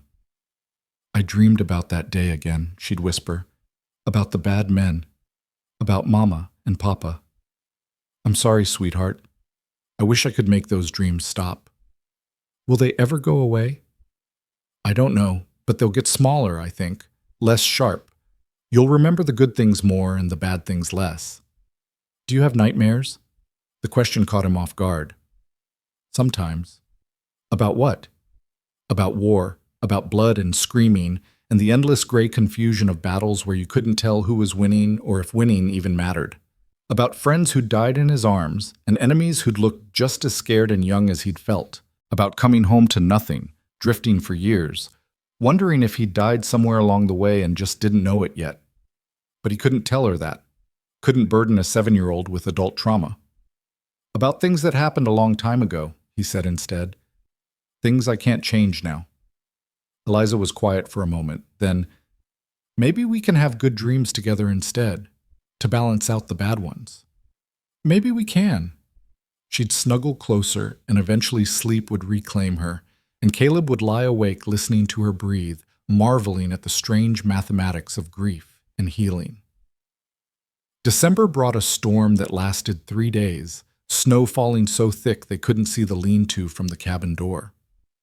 They were trapped inside, living in a space barely 15 feet square, with nothing to do but keep the fire going and try not to go stir-crazy. Eliza handled it better than Caleb did.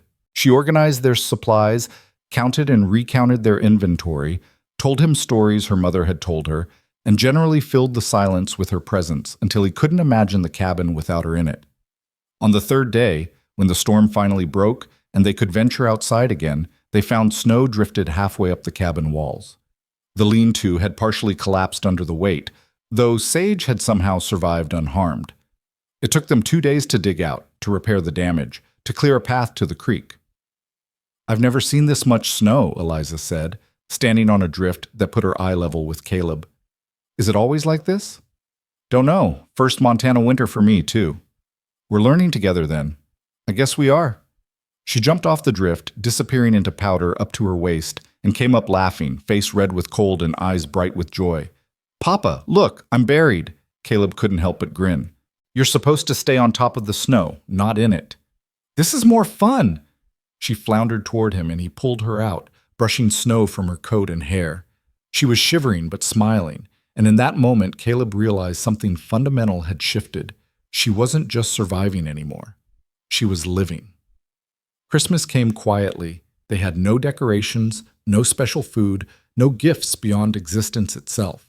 But Eliza woke excited anyway, asking if they could make the day special somehow. "What did you do for Christmas before?" Caleb asked. Mama would make sweet bread, and Papa would read the nativity story from the Bible. Then we'd give each other small presents, usually things we'd made. Her face fell. "But we don't have a Bible, and I don't know how to make sweet bread, and—" "Hold on." Caleb went to his saddlebag, rummaged through, and pulled out something he'd been saving. "I got you this. In town, last trip.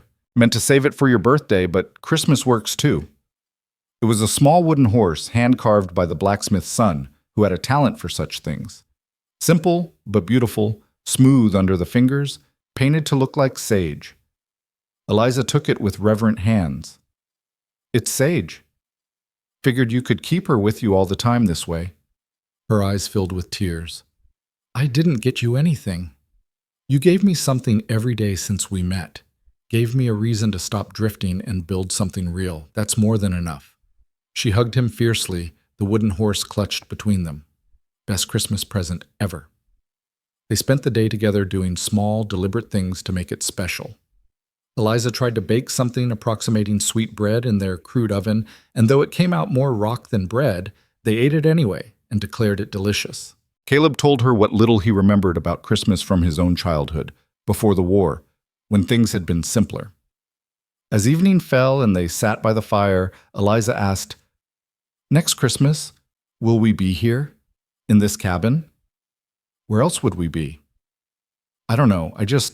Sometimes I worry it's all going to disappear, that I'll wake up and be back in the woods alone, and this will have all been a dream." Caleb pulled her close. "It's not a dream. This is real, you and me in this place. And yeah, we'll be here next Christmas, and the one after that, and all the ones that come after, for as long as you want." "Forever, then." "Forever it is." She fell asleep against him, the wooden horse still clutched in her hand, and Caleb sat watching firelight dance across her peaceful face, thinking about all the versions of his life that could have been. The path that led through that Montana forest to a child crying in the wilderness felt like the narrowest thread, so easy to have missed, so close to never happening. But it had happened, and sitting here now, with snow piled outside and a child sleeping trustingly against him, Caleb couldn't imagine choosing differently even if he could go back and remake every decision. The days after Christmas blurred together in the way winter days did when survival became routine. Chop wood, haul water, cook food, stay warm. Check the snares Caleb had set for rabbits and prairie chickens. Melt snow when the creek froze too solid to break through. Read by firelight, sleep, wake, and do it again. But small things marked time's passage. Eliza grew more confident, taking on tasks without being asked, learning the rhythm of their life together. She could build a fire now without help, could cook simple meals, could tell by the sky when weather was coming. She still had nightmares, still woke crying sometimes, but they came less frequently, and she smiled more, laughed more, became more fully herself, sharp and curious and stubborn in ways that reminded Caleb she was her own person, not just a child who needed protecting. One afternoon in early January, she asked, "What was your family like before?" They were working on a project together. Caleb was teaching her to carve spoons from green wood, and the question came out of nowhere, the way children's questions often did. "Didn't have much of one," Caleb said, keeping his hands busy with the knife. My folks died when I was young. Fever took them both same winter. Went to live with my uncle after that, but he wasn't much interested in raising someone else's kid. I left when I was 14, lied about my age to join up when the war started. You were just a boy, old enough to hold a rifle. That's all the Army cared about. Eliza was quiet, processing this. Did you ever want a family after the war? Didn't think much about it. Spent so long just trying to get through each day that planning for anything more seemed pointless. He glanced at her. What about you? Did you want brothers or sisters? Mama lost 2 babies before they were born. She said maybe I was meant to be an only child, that I was special enough all by myself. Eliza's voice got soft. She made me feel special, like I mattered. You do matter, more than you know. I matter to you? More than anything. She smiled at that, going back to her carving with renewed focus. After a while, she said, I'm glad the forest was on your way that day. I'm glad you heard me crying. Me too, sweetheart. Me too. As January gave way to February, Caleb started to believe they might actually make it. They had food enough to last until spring, the cabin was weather-tight, and they'd established routines that worked. Eliza was healthy, he was healthy, and Sage had survived the winter better than he'd dared hope. They were going to prove up this land. They were going to make it. And then, on a bitter cold morning with wind screaming down from the mountains, Eliza woke burning with fever. Caleb knew something was wrong the moment he touched her forehead. Heat radiated from her skin like she'd been lying too close to the fire, but she was shivering so hard her teeth chattered. Eliza, can you hear me? Her eyes opened, glazed and unfocused. I'm cold, Papa. So cold. He piled every blanket they owned on top of her, built the fire higher than was probably safe, and tried not to let panic take hold. Fever in winter, this far from town, with no doctor within a day's hard ride. This was the nightmare scenario he'd been dreading since they'd moved to the homestead. When did you start feeling bad? He asked, keeping his voice calm even as his mind raced through possibilities. Influenza, pneumonia, consumption, a dozen other diseases that killed with brutal efficiency on the frontier. Last night, maybe. I thought I was just tired. Her voice was barely a whisper. My throat hurts. And my head. Caleb examined her as best he could with limited medical knowledge. Her throat was red and swollen, no rash that he could see. No cough yet, which might be good, or might just mean whatever this was hadn't fully taken hold. I'm going to make you some tea, he said. Willow bark, if I can find some. It'll help with the fever. Don't leave. Her hand shot out, grabbing his wrist with surprising strength. Please don't leave me. I'm just going outside. I'll be right back, I promise. But the fear in her eyes was so raw, so visceral, that he couldn't bring himself to pull away. She'd been abandoned once in the woods, left alone with death and terror. Of course, she'd be terrified. He'd do the same. All right, he relented. I'll stay. But I need you to drink water. Can you do that for me? She nodded weakly. He helped her sit up enough to sip from the canteen he kept by the fire, supporting her head with one hand. She managed a few swallows before pushing it away, exhausted from even that small effort. Caleb settled her back down and tried to think. He had limited supplies. Some herbs Sarah had sent, a bit of whiskey for emergencies, clean cloths for compresses. No laudanum, no proper medicine, nothing that could fight whatever infection had taken hold. He could ride to town, get Sarah, or find someone who knew more about treating sick children. But that would mean leaving Eliza alone for hours, maybe half a day if the weather turned bad. And looking at her now, small and fragile under a mountain of blankets, he couldn't bring himself to do it. So he stayed, and he fought the fever the only way he knew how. He kept her warm, but not too warm, monitored her temperature by touch, made her drink water even when she protested. When she thrashed in fever dreams, he held her still and murmured reassurances until she calmed. When she cried out for her mother, he sat beside her and pretended his heart wasn't breaking. The first day was bad. The second was worse. Her fever climbed higher, hot enough that he started to genuinely fear for her life.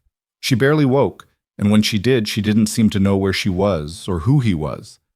Called him James sometimes, called for her mother, once woke screaming about bad men and blood and being alone in the dark. Caleb bathed her forehead with cool water, changed sweat-soaked blankets, and prayed to a deity he wasn't sure he believed in anymore. He bargained, "Take me instead, let her live. I'll do anything." He made promises he had no authority to make, and felt the crushing weight of helplessness that came from watching someone you loved suffer and being unable to fix it. On the third day, when her breathing turned raspy and a cough started deep in her chest, Caleb knew he was out of options.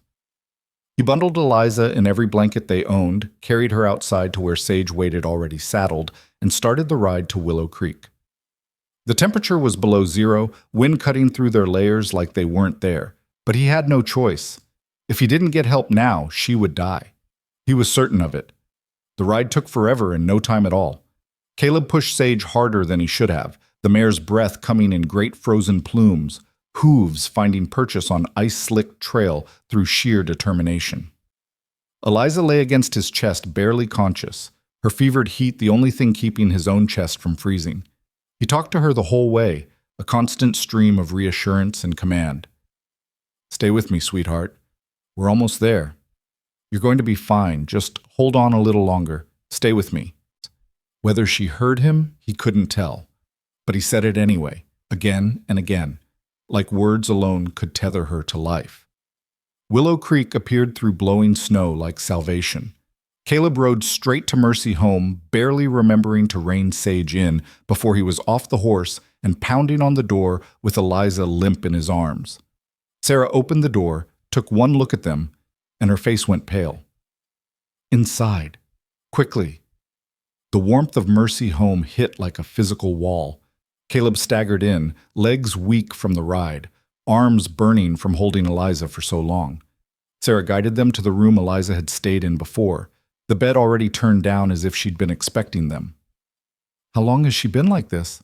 Sarah asked, already working, peeling away wet blankets and checking Eliza with practiced efficiency. 3 days, started with fever, then her throat got bad, and today she started coughing. "Has she been drinking?" "Some. Not enough." Sarah pressed her ear to Eliza's chest, listening. Her expression grew more concerned. "It's in her lungs. Pneumonia, most likely. We need to get her fever down and keep her breathing clear. Tell me what to do." For the next hour, Sarah directed and Caleb followed. They stripped Eliza down to her underthings, sponged her with cool water, got willow bark tea and honey down her throat despite her protests.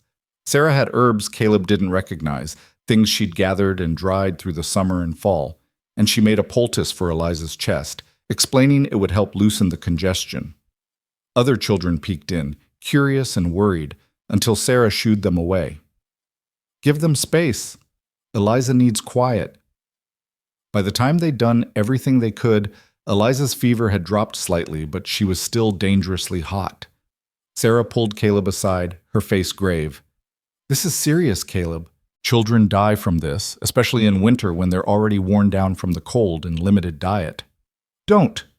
His voice came out harsher than intended. "Don't tell me she might die. I already know that. I'm telling you so you understand what we're facing. She needs constant care, someone with her every moment, watching her breathing, keeping her fever managed, making sure she doesn't choke if the congestion gets worse." "I'll do it. I'll stay with her. You need rest too. You look half dead yourself." "I'll rest when she's better." Sarah studied him for a long moment, then nodded. "All right, but let me help. I'll take the night shift while you sleep, then you can take over in the morning. We'll trade off until she's through the worst of it."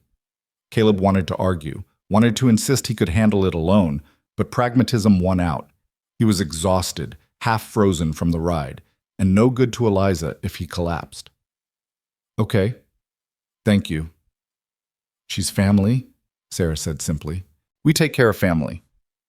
That night, Caleb slept in fits and starts in the room next door, waking every time he heard coughing or movement, unable to fully surrender to rest while Eliza was suffering. When Sarah came to wake him at dawn, he was already up, sitting on the edge of the bed trying to work, feeling back into hands that had gone numb sometime during the night. "How is she?" "Fever's still high but stable. She woke once, asked for you, then went back under." Sarah handed him coffee, strong and hot. "Your turn. I'll get breakfast for the other children." Caleb took his place at Eliza's bedside, coffee cup warming his hands, and studied her in the gray dawn light. She looked so small in that bed, face flushed with fever, dark hair spread across the pillow like ink spilled on snow. Her breathing was labored, each inhale accompanied by a wet rattle that spoke of fluid in her lungs. "Hey, sweetheart," he said softly, even though she was asleep. "I'm here. I'm not going anywhere." The days blurred together after that. Caleb and Sarah fell into a rhythm of care, monitoring, medicating, watching for any sign of improvement or decline. Eliza drifted in and out of consciousness, sometimes lucid enough to drink broth or whisper a few words, other times lost in fever dreams that left her crying out for parents who couldn't answer. On the 4th day at Mercy Home, the 7th day of her illness, Caleb was bathing her forehead when her eyes opened, clearer than they'd been in days. "Papa?" The word hit him like a physical blow, sweet and terrifying. "I'm here, baby. I'm right here. Did I die?" "No." His voice cracked. "No, you're sick, but you're going to be fine. I had such bad dreams. About being alone again. About you leaving. I'm never leaving. Even if you wanted me gone, I'd still be right here." A ghost of a smile touched her lips. "Stubborn. Learned from the best." She tried to say something else but dissolved into coughing, deep and rattling, her whole body convulsing with the force of it. Caleb helped her sit up, supported her back, and waited for the fit to pass. When it finally did, she sagged against him, exhausted. "Hurts," she whispered. "I know. I'm sorry. Not your fault." But it felt like his fault. Felt like he should have known better, done better, kept her safer somehow. The weight of responsibility pressed down like a physical thing, heavy enough to crush. Sarah appeared in the doorway with more tea and a worried expression. "How is she?" "Awake. Talking. That's good, right?" "It's very good." Sarah set the tea down, felt Eliza's forehead with practiced efficiency. "Fever's down, not gone, but down. That's the first real improvement we've seen." Hope, fragile and painful, bloomed in Caleb's chest. "Does that mean—" "It means we're not losing ground. Whether we're winning yet, I can't say, but it's something." It was something. Caleb clung to that through the next 2 days as Eliza's condition slowly, painfully began to improve. The fever retreated degree by degree. The cough remained but grew less violent.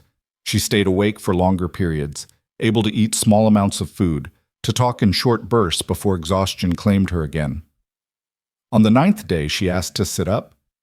Sarah helped prop her against pillows, and Eliza looked around the room like she was seeing it for the first time. "How long have I been sick?"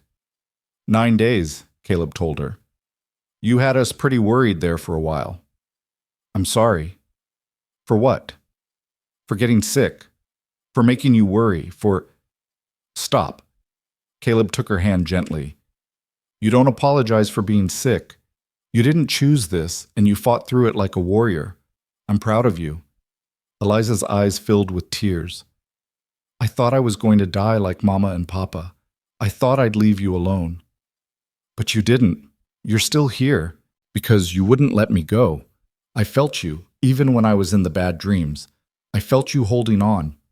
Caleb's throat went tight. "Always will.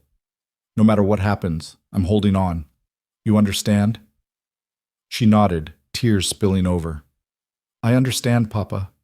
Sarah stood in the doorway watching them, and when Caleb met her eyes, he saw his own emotion reflected back. Relief, joy, and the bone-deep exhaustion that came from fighting death and winning, if only for now. Recovery was slow. Eliza couldn't walk at first, her legs too weak to support her weight. Caleb carried her to a chair by the window so she could watch the world outside, and she sat there for hours, observing children playing in snow, watching wagons pass, drinking in life with the intensity of someone who'd nearly lost their claim to it. She tired easily, sleeping 12 or 14 hours a day, her body demanding rest as it healed from the infection that had nearly killed her. But each day brought small improvements. More time awake, more food eaten, more strength returning to limbs that had been weak as water. 2 weeks after the fever broke, Sarah declared her well enough to leave the room. Eliza walked to the kitchen under her own power, one hand on the wall for support, and sat at the table where she'd eaten that first breakfast after Caleb had found her in the forest.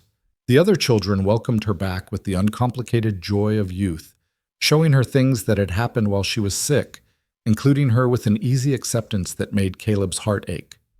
Eliza smiled and laughed and was herself again, or something close to it. But when the children ran outside to play, she stayed in, watching through the window. "You could go out there," Caleb said. "Fresh air would be good for you." "I'm still tired." "I know, but you're also scared." She looked at him, surprised he'd seen through her excuse. "What if I get sick again? What if next time? Next time we'll fight it again, same as we did this time." "But what if we lose?"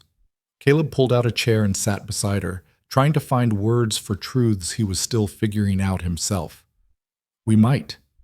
That's the hard truth, Eliza. I can't promise you'll never get sick again. Can't promise nothing bad will ever happen. Life doesn't work that way." "Then what can you promise?" "That I'll be there. Whatever comes, good or bad, you won't face it alone. That's the only promise I can make, but I mean it with everything I am." Eliza considered this, her face serious beyond her years. Mama used to say that courage wasn't about not being afraid. It was about being afraid and doing the thing anyway. Your mama was right. Then I guess I need to be courageous. She stood, walked to the door on legs that still trembled slightly, and looked back at him. "Will you come outside with me?" "Thought you'd never ask." They stepped out into late February sunshine, weak but bright, and Eliza tilted her face up to catch it. The other children saw her and cheered, running over to sweep her into their games with an enthusiasm that made Sarah laugh from the porch. Caleb watched Eliza play, carefully at first, then with growing confidence, and felt something in his chest unknot for the first time in weeks. She was going to be all right. They were going to be all right. That night, after the children had gone to bed and the house had settled into quiet, Caleb sat with Sarah in the kitchen over coffee that had gone cold. "I don't know how to thank you," he said, "for everything. For taking her in, for saving her life, for—" "You don't thank family," Sarah interrupted gently. "You just love them and show up when they need you." "Is that what we are? Family? Aren't you?" Caleb thought about the question, about how Sarah had opened her door to a stranger carrying a traumatized child, about how she'd fought alongside him to keep that child alive, about how she'd never asked for anything in return beyond the chance to help. "Yeah," he said. "I guess we are." "Good, because families tell each other hard truths, and there's something you need to hear." Sarah set down her cup, her expression serious. "You can't go back to that homestead yet. Not until winter's truly over and Eliza's fully recovered. We've already been here 3 weeks, and you'll be here 3 more if that's what it takes. That cabin is too cold, too isolated, too dangerous for a child who just survived pneumonia. If she relapses out there, she'll die before you can get her back to town." Every word landed like a blow because Caleb knew she was right. "What about the homestead? I'm supposed to be working it, proving it up." "The land isn't going anywhere. You filed the claim legally. You've got 5 years to prove it. Missing a few months won't matter." "It feels like failure." It feels like being smart enough to adapt when circumstances change. That's not failure, Caleb. That's survival." He wanted to argue, wanted to insist they could manage, but the memory of Eliza burning with fever was too fresh, too terrifying. "How long do you think? Until it's safe to go back?" "End of March at the earliest. Maybe April, to be safe. Once the weather breaks and she's had time to build her strength back up. 6 more weeks minimum. 6 weeks of imposed charity, of living in Sarah's space, of not working the land he'd claimed. It grated against everything in him that valued independence and self-sufficiency. But looking through the doorway to where Eliza slept peacefully in a warm bed with a roof that didn't leak and walls that kept out the wind, Caleb knew what choice he had to make. "All right, we'll stay, but I need to work. I can't just sit here idle. I'll take jobs in town, earn our keep somehow." There's always work that needs doing. The blacksmith mentioned needing help. The general store could use someone for heavy lifting. You'll find something. And he did. Over the next weeks, Caleb became a fixture around Willow Creek, taking on whatever odd jobs people needed. He helped the blacksmith repair tools and shoe horses. He hauled supplies for Mrs. Chen at the general store. He cleared snow from roofs and chopped wood for folks too old or infirm to do it themselves. It wasn't the life he'd planned, wasn't the independent homesteader building something from nothing. But it was honest work that put food on the table and kept him close to Eliza while she healed.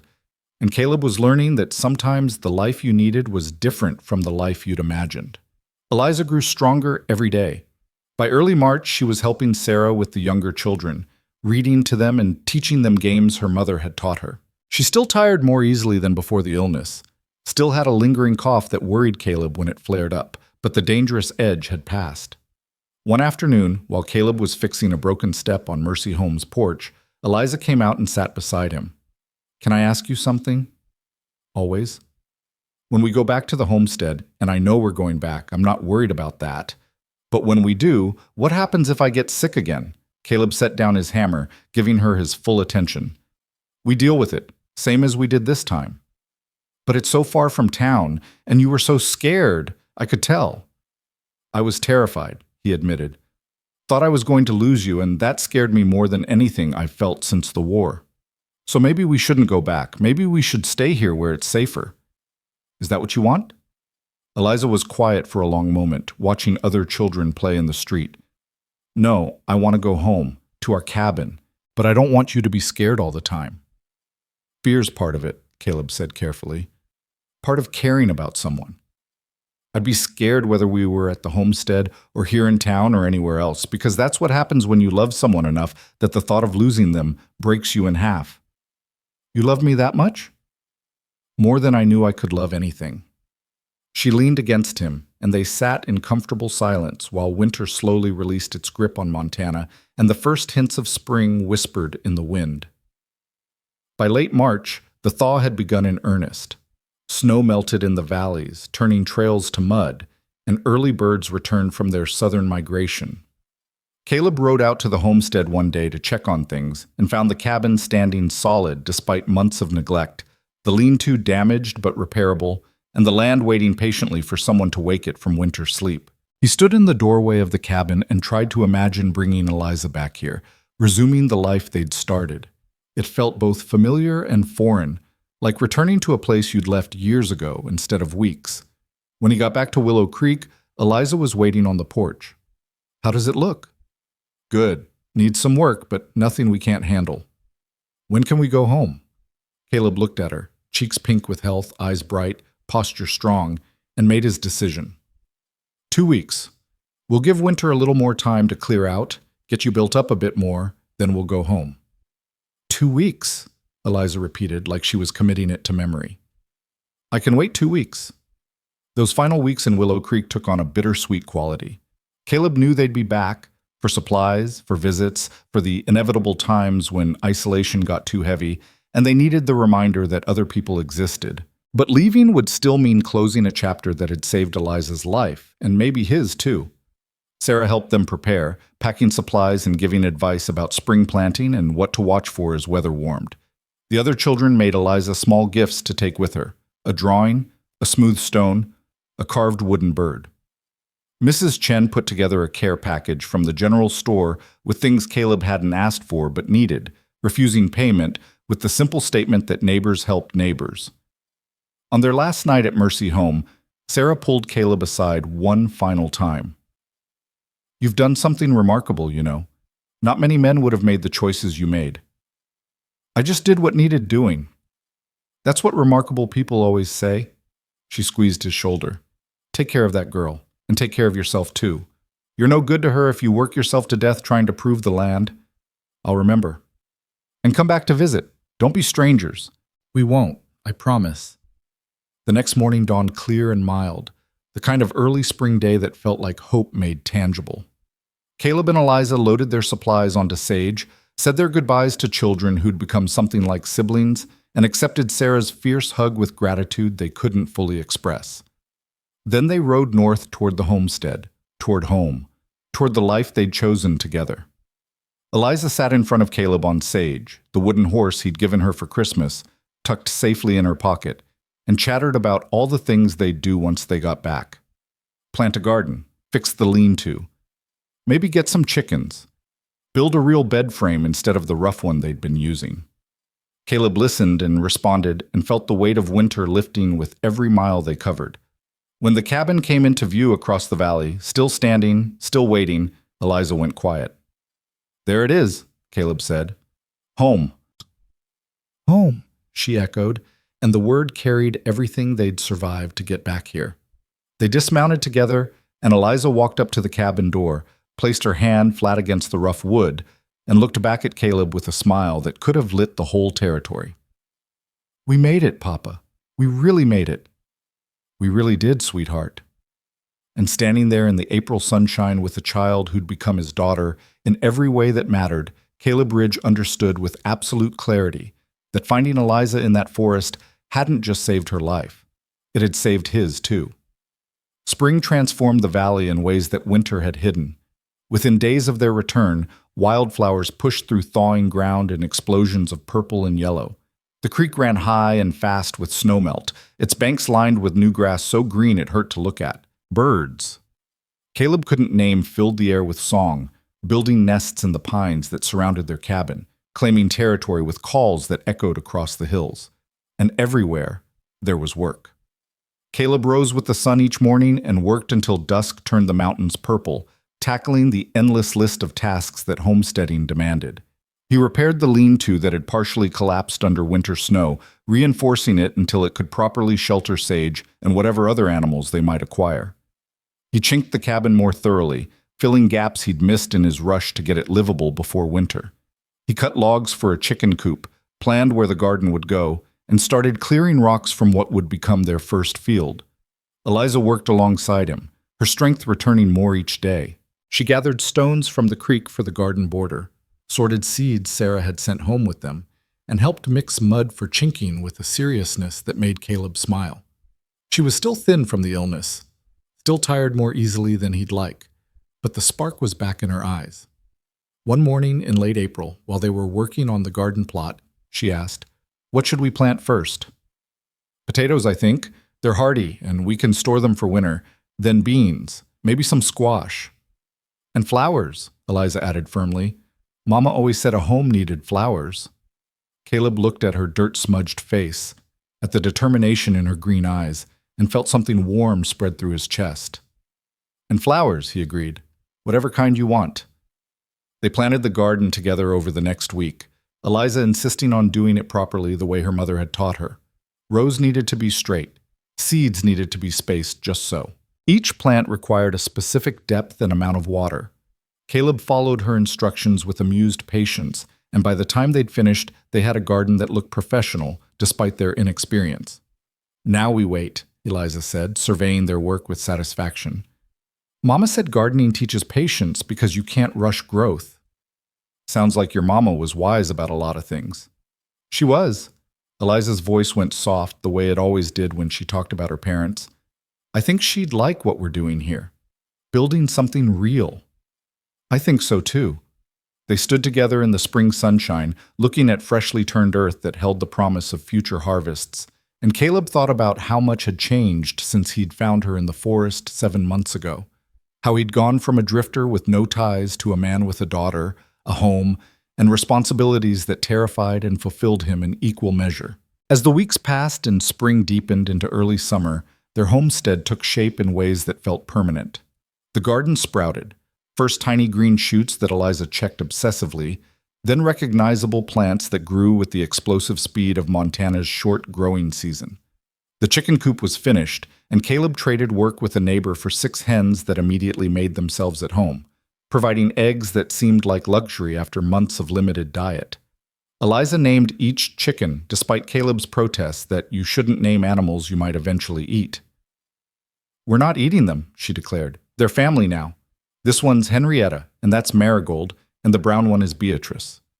You realize chickens don't live forever. Neither do people, but we still name them." The logic was unassailable, so Caleb gave up and learned to tell Henrietta from Marigold from Beatrice. Other changes came too. Caleb built a proper bed frame to replace the rough platform they'd been using, crafting it carefully from smooth lumber and taking pride in creating something that would last. Eliza sewed curtains for their one window from fabric Sarah had sent. Simple muslin, but cheerful, making the cabin feel more like a home and less like temporary shelter. They established routines that gave structure to their days. Morning chores, feed the chickens, check the garden, haul water from the creek. Midday work on whatever project needed attention. Evening meals by the fire, followed by lessons from Eliza's primer, her reading improving so much that Caleb started bringing books from town when he went for supplies. And every night before sleep, they'd sit on the porch step.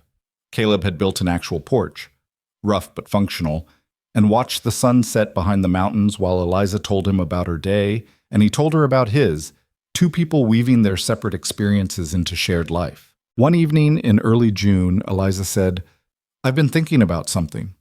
"What's that?" "About my name. Eliza Thornton doesn't feel right anymore. The Thorntons died in those woods. I'm someone different now." Caleb's chest went tight. "What feels right?" "Eliza Ridge, if that's okay. If you'd want me to have your name." He had to swallow hard before he could speak. "I'd be honored." "But you're sure? You don't have to give up your parents' name. You can carry both, remember them, and be part of this too." "I know, but I want to be your daughter all the way, not just the girl you found and took in, but really, truly yours." She looked up at him, vulnerability written clear on her young face. "Is that okay?" "More than okay." Caleb pulled her close, resting his chin on top of her head. "Eliza Ridge, it suits you." "Yeah," she said softly, "it really does." By midsummer, their homestead had transformed from a desperate winter shelter into something that resembled a working farm. The garden flourished, providing fresh vegetables they ate with the enthusiasm of people who'd survived on dried meat and beans for months. The chickens laid steadily, and Caleb was already planning to expand the coop come fall, maybe get a cow if they could afford it. The work was endless and exhausting, but it was theirs. Every fence post Caleb sunk into ground, every row Eliza weeded, every improvement they made felt like claiming their place in the world, like putting down roots so deep that nothing could tear them loose. They had visitors occasionally. Sarah rode out once a month to check on them, always bringing supplies and news from town, always staying just long enough to reassure herself they were managing before leaving them to their independence. The neighbor Caleb had traded with for chickens, a weathered rancher named Tom Harrison, stopped by periodically to share advice about farming and to accept Caleb's help with heavy work in return. But mostly, it was just the two of them. And Caleb discovered that after years of drifting through crowds of strangers, isolation with someone you loved felt like the greatest luxury in the world. One afternoon in late July, while Caleb was repairing fence, he heard Eliza calling from the cabin with unusual urgency. "Papa! Papa! Come quick!" He dropped the tools and ran, heart hammering with memories of her fever, with worst-case scenarios his mind conjured automatically now. But when he burst through the door, Eliza was fine, standing by the shelf where they kept their meager library. "Look!" She held up a book, one he'd bought in town last week without examining closely. "It's a book about homesteading. It has everything: how to plant crops, how to preserve food, how to build things. It's like having a teacher right here." Caleb's panic faded into sheepish relief. "That's great, sweetheart. Maybe give me a warning next time before you scare 10 years off my life." "Sorry." But she didn't look sorry, too excited about her discovery. "Can we read it together? There's a whole section about root cellars, and we should build one before winter." They spent that evening reading by lamplight, Eliza following along as Caleb worked through chapters about soil management and season extension and 100 other things he'd been figuring out through trial and error. Having information organized and explained felt like someone had handed him a map after months of wandering blind. "We're doing some things right," Eliza said with satisfaction. "But we could do better. Listen to this part about companion planting." She read aloud, stumbling over unfamiliar words but pushing through with determination, and Caleb listened and felt pride swell in his chest. This was his daughter, smart, curious, brave, resilient, everything good in his life traced back to the moment he'd chosen to dismount in that forest instead of riding past. As summer peaked and began its slow descent toward autumn, Caleb started thinking about the 5-year requirement for proving up their homestead claim. He'd been working the land for less than a year, had 4 more years of improvements and cultivation ahead before the land would truly be his, theirs. But he'd also learned that time moved differently when you had someone to share it with. The months since finding Eliza had felt simultaneously endless and impossibly brief, packed with more living than the previous decade of drifting. One evening, he shared this thought with Eliza while they watched the sunset from their porch step. "Sometimes I can't believe it's only been 10 months since I found you. Feels like you've been here forever." "Good forever or bad forever?" "Best kind of forever." He paused, then added, "Do you remember much about before? About your parents and traveling west?" Eliza was quiet for a moment, picking at a loose thread on her dress. "I remember them. What they looked like, how Mama smelled like lavender, how Papa would sing sometimes when he thought no one was listening. But the memories are getting softer, like looking through water. Does that make me a bad daughter?" "No, sweetheart. It makes you human. Memories fade. That's just how it works.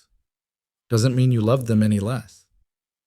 I worry I'll forget them completely, that one day I'll wake up and they'll be gone from my mind." Caleb considered this carefully. "You want my honest thought?" "Always." "I think you'll remember the important parts. Not every detail, maybe not every conversation, but the feeling of being loved by them. The lessons they taught you, the person they helped you become. Those things don't fade because they're woven into who you are." Liza leaned against him and they sat in silence, watching stars emerge against the darkening sky. After a while, she said, "I'm glad I found you. Or you found me. However it works." "Me too. Even though it's been hard? Especially because it's been hard. Easy things don't mean as much." She thought about this, then nodded. "Mama used to say that anything worth having was worth fighting for. I think she'd say you and me were worth fighting for." "We absolutely are." August brought the first hints of autumn, cooler nights, leaves beginning to turn on the aspens, a subtle shift in the light that spoke of seasons changing. The garden reached its peak, and Caleb and Eliza spent long days harvesting, preserving, preparing for the winter they now knew was coming. This time, they'd be ready. They had food stores they'd grown and gathered themselves. The cabin was properly weathertight. They had chickens for eggs, plans for a root cellar, knowledge earned through hard experience about what worked and what didn't. But more than that, they had each other. Had proven they could survive the worst Montana winter could throw at them. Had come through fever and fear and doubt stronger than before. One afternoon, while they were canning beans, Eliza asked, "Are you happy here, Papa? Really, truly happy?" The question caught Caleb off guard. He looked around the cabin, still rough, still simple, but filled now with the accumulated evidence of life being lived. Shelves holding preserves they'd made, curtains Eliza had sewn, the bed he'd built, books stacked carefully on a shelf, her drawings pinned to the wall, the wooden horse he'd given her for Christmas sitting on the windowsill where it caught morning light. "Yeah," he said, and meant it completely.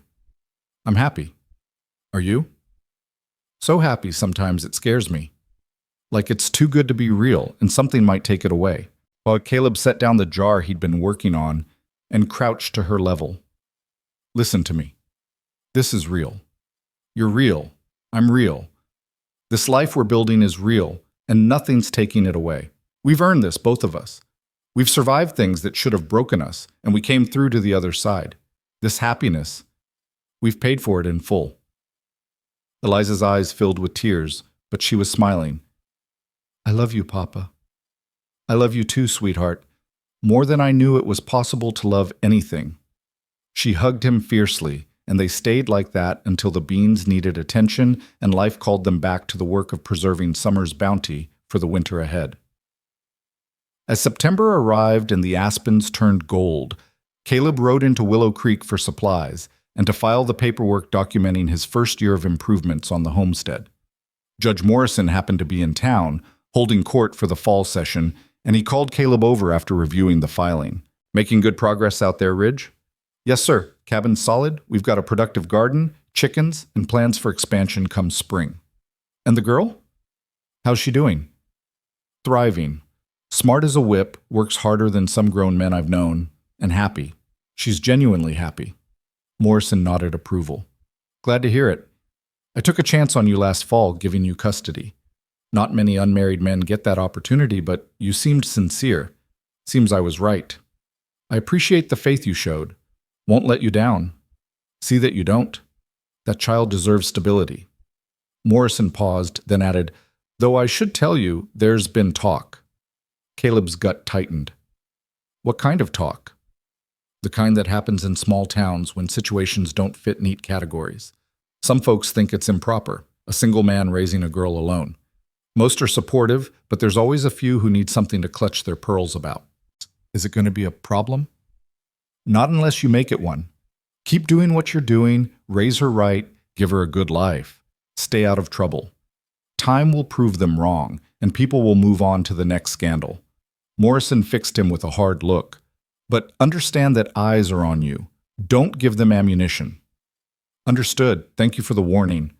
Caleb left the courthouse troubled, thinking about small-town judgment and how fragile their life could be if the wrong people decided to make an issue of it.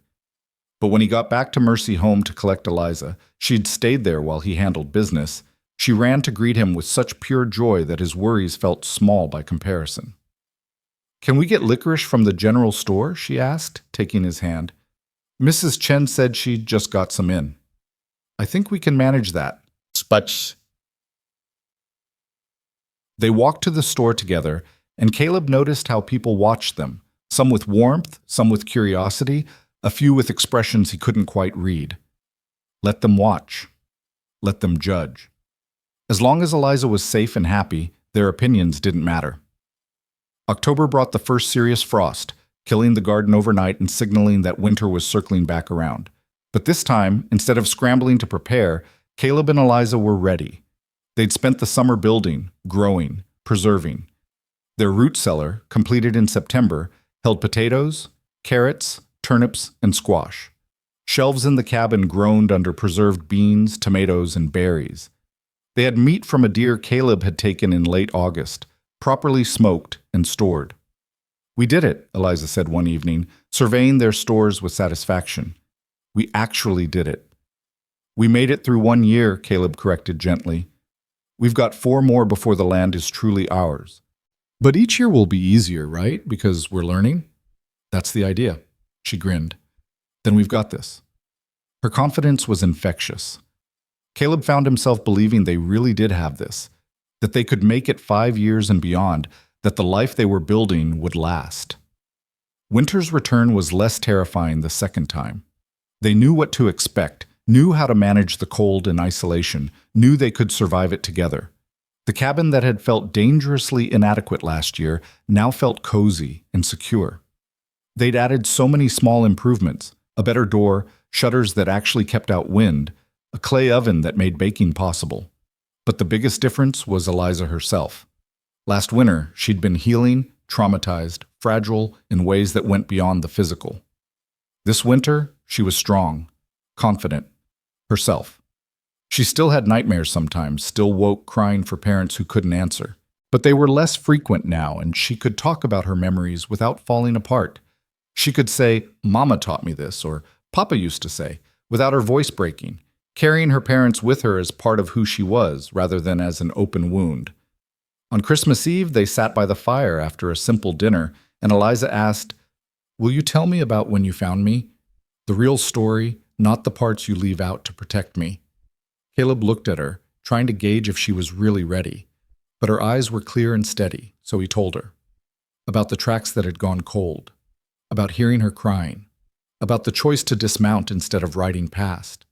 About how small and broken she'd looked in that root hollow, covered in blood that wasn't hers. I thought you might die before I could get you to town, he admitted. You were in such bad shape, terrified, injured, shutting down from trauma. I didn't know if you'd make it through the night. But I did. You did. You survived when you shouldn't have, and then you kept surviving through things that would have broken most people. You're the bravest person I know, Eliza. She was quiet for a long moment, absorbing this. Then, do you think Mama knew? When she told me to hide, when she said to stay quiet no matter what. Do you think she knew you'd come? I think she knew someone would. That's what mothers do. They hope for their children even in the darkest moments. She gave you a chance, and you took it, and here we are. Here we are, Eliza echoed. She pulled the wooden horse from her pocket. She still carried it everywhere, and turned it over in her hands. You gave me this last Christmas when everything felt impossible. What do I give you this year? You've already given me everything. You gave me a reason to stop running, to build something real, to be better than I was. That's the best gift anyone's ever given me. Eliza set down the horse and hugged him fiercely. Then I'll keep giving it, every day, for as long as you want me. Forever then. I'll take forever. They sat together in the firelight. Two people who'd found each other in the wilderness and built a family from nothing but determination and love, and outside the wind howled, but inside they were warm and safe and home. The winter passed in a blur of routine and small joys. Caleb taught Eliza to carve wood, and she made gifts for the chickens, small perches and toys that the birds ignored, but that made her happy to create. She taught him a card game her mother had played with her, and they spent long evenings gambling for matchsticks with the seriousness of people playing for gold. They read together, working through every book they owned multiple times, Eliza's reading becoming fluent enough that she could tackle almost anything. They told stories, made plans for spring, survived the coldest months through proximity and patience, and the knowledge that spring would come eventually. And it did. March brought the thaw, April brought the first flowers, and May brought Eliza's 8th birthday.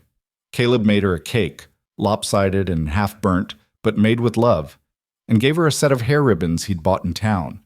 She gave him a drawing she'd worked on in secret for weeks, showing their cabin with smoke rising from the chimney, 2 figures standing on the porch, chickens in the yard, mountains in the background. It's us, she explained. Our family. Our home. Caleb hung the drawing over the table where he could see it every day, a reminder of what they'd built together. As summer returned and they planted their second garden, bigger and more ambitious than the first, Caleb realized he'd stopped counting days until they proved up the homestead, had stopped thinking about the future as something uncertain and started thinking about it as something inevitable. They would make it 5 years, would prove the land, would build this life into something permanent and solid. One evening in June, Tom Harrison rode over with news from town. Thought you should know, there's a couple came through asking about orphans, looking to adopt, specifically a young girl. Sarah mentioned Eliza, said she'd been placed with you, but maybe... He trailed off at the expression on Caleb's face. Eliza's not an orphan anymore, Caleb said flatly. She's my daughter. Legally adopted, and I've got the paperwork to prove it. I know. Just thought you should hear it from a friend first in case they come asking around. After Tom left, Caleb found Eliza in the garden and sat down beside her, trying to figure out how to have this conversation. There's some people in town, he started carefully. Good people, probably. They're looking to adopt a child, and Sarah mentioned you might have been available. Eliza's hand stilled in the dirt. But I'm not available. I know, you're mine, and I'm yours, and that's not changing. But I wanted you to know, in case anyone asks you about it, in case someone offers you a different kind of life, a house in town, maybe a mother and a father, things I can't give you. Stop. Eliza turned to him, dirt smudged on her cheek, eyes fierce.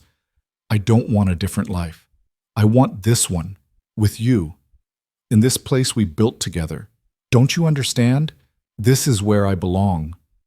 I just want you to have every option. I'm not choosing you because I have no other options. I'm choosing you because you're my papa, and this is my home, and I wouldn't trade it for anything in the world. She grabbed his hand with both of hers. Okay? Caleb felt emotion well up so strong it stole his breath. Okay. Say it. Say I'm your daughter and I'm staying. You're my daughter and you're staying forever. Good.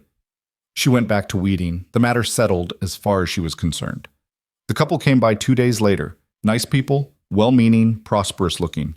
Caleb met them on the porch, polite but firm, and explained that Eliza was adopted, happy, and not available.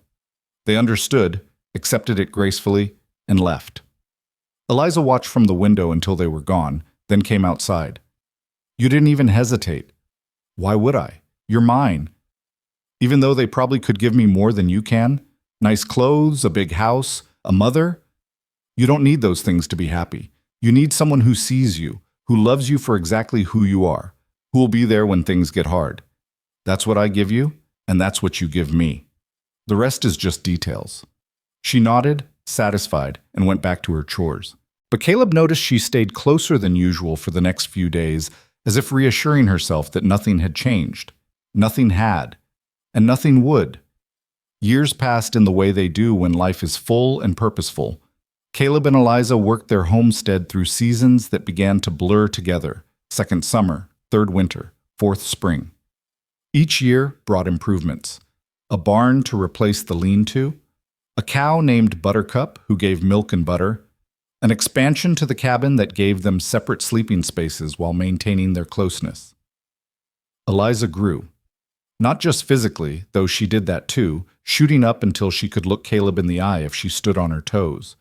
But she grew in confidence, competence, character. She could manage the homestead alone when he had to be away, could negotiate with merchants in town, could handle a rifle well enough to bring down small game. She made friends among the town children, though she preferred the isolation of the homestead.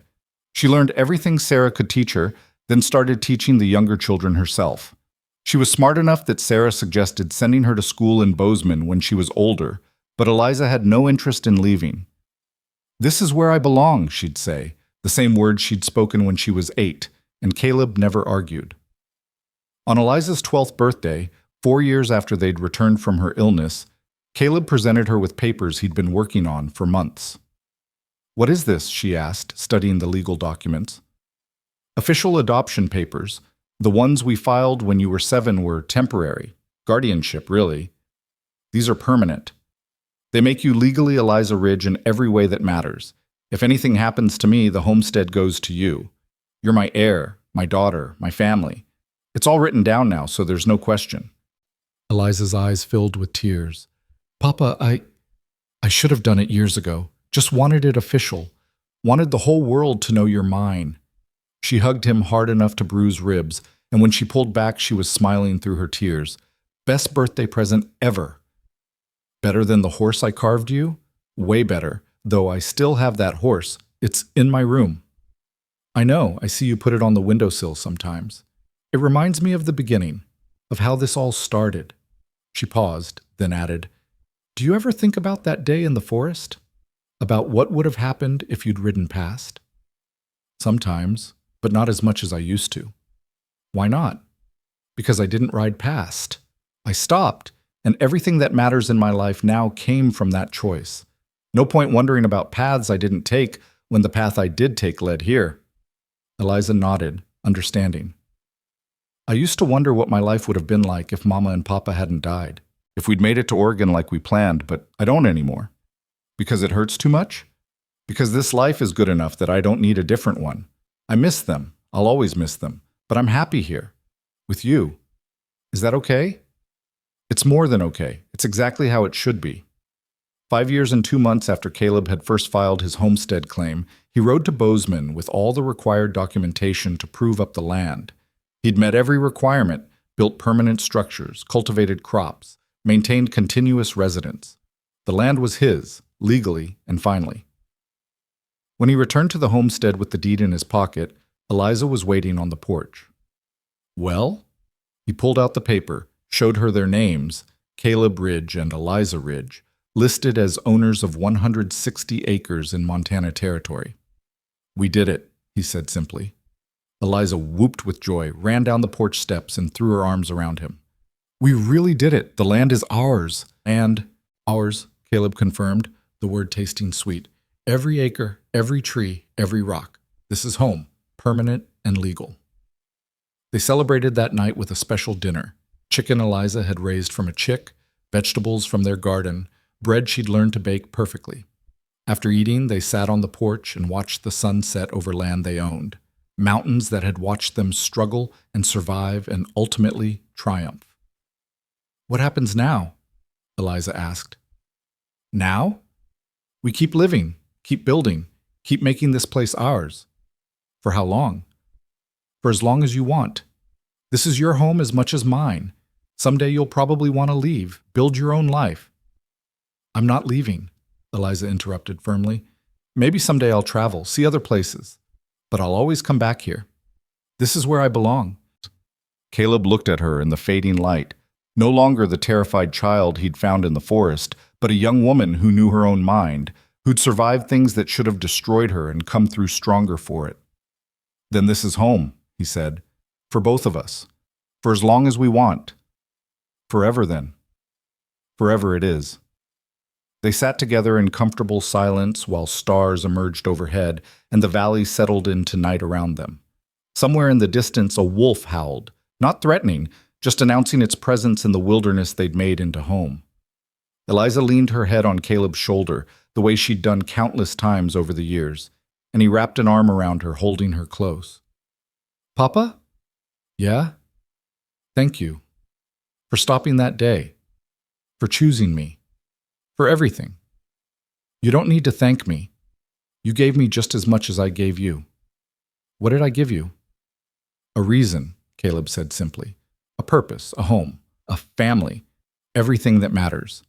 Eliza smiled, and in the starlight, Caleb could see echoes of both her lost parents and the person she'd become. Brave, kind, resilient, wholly herself. "I love you, Papa."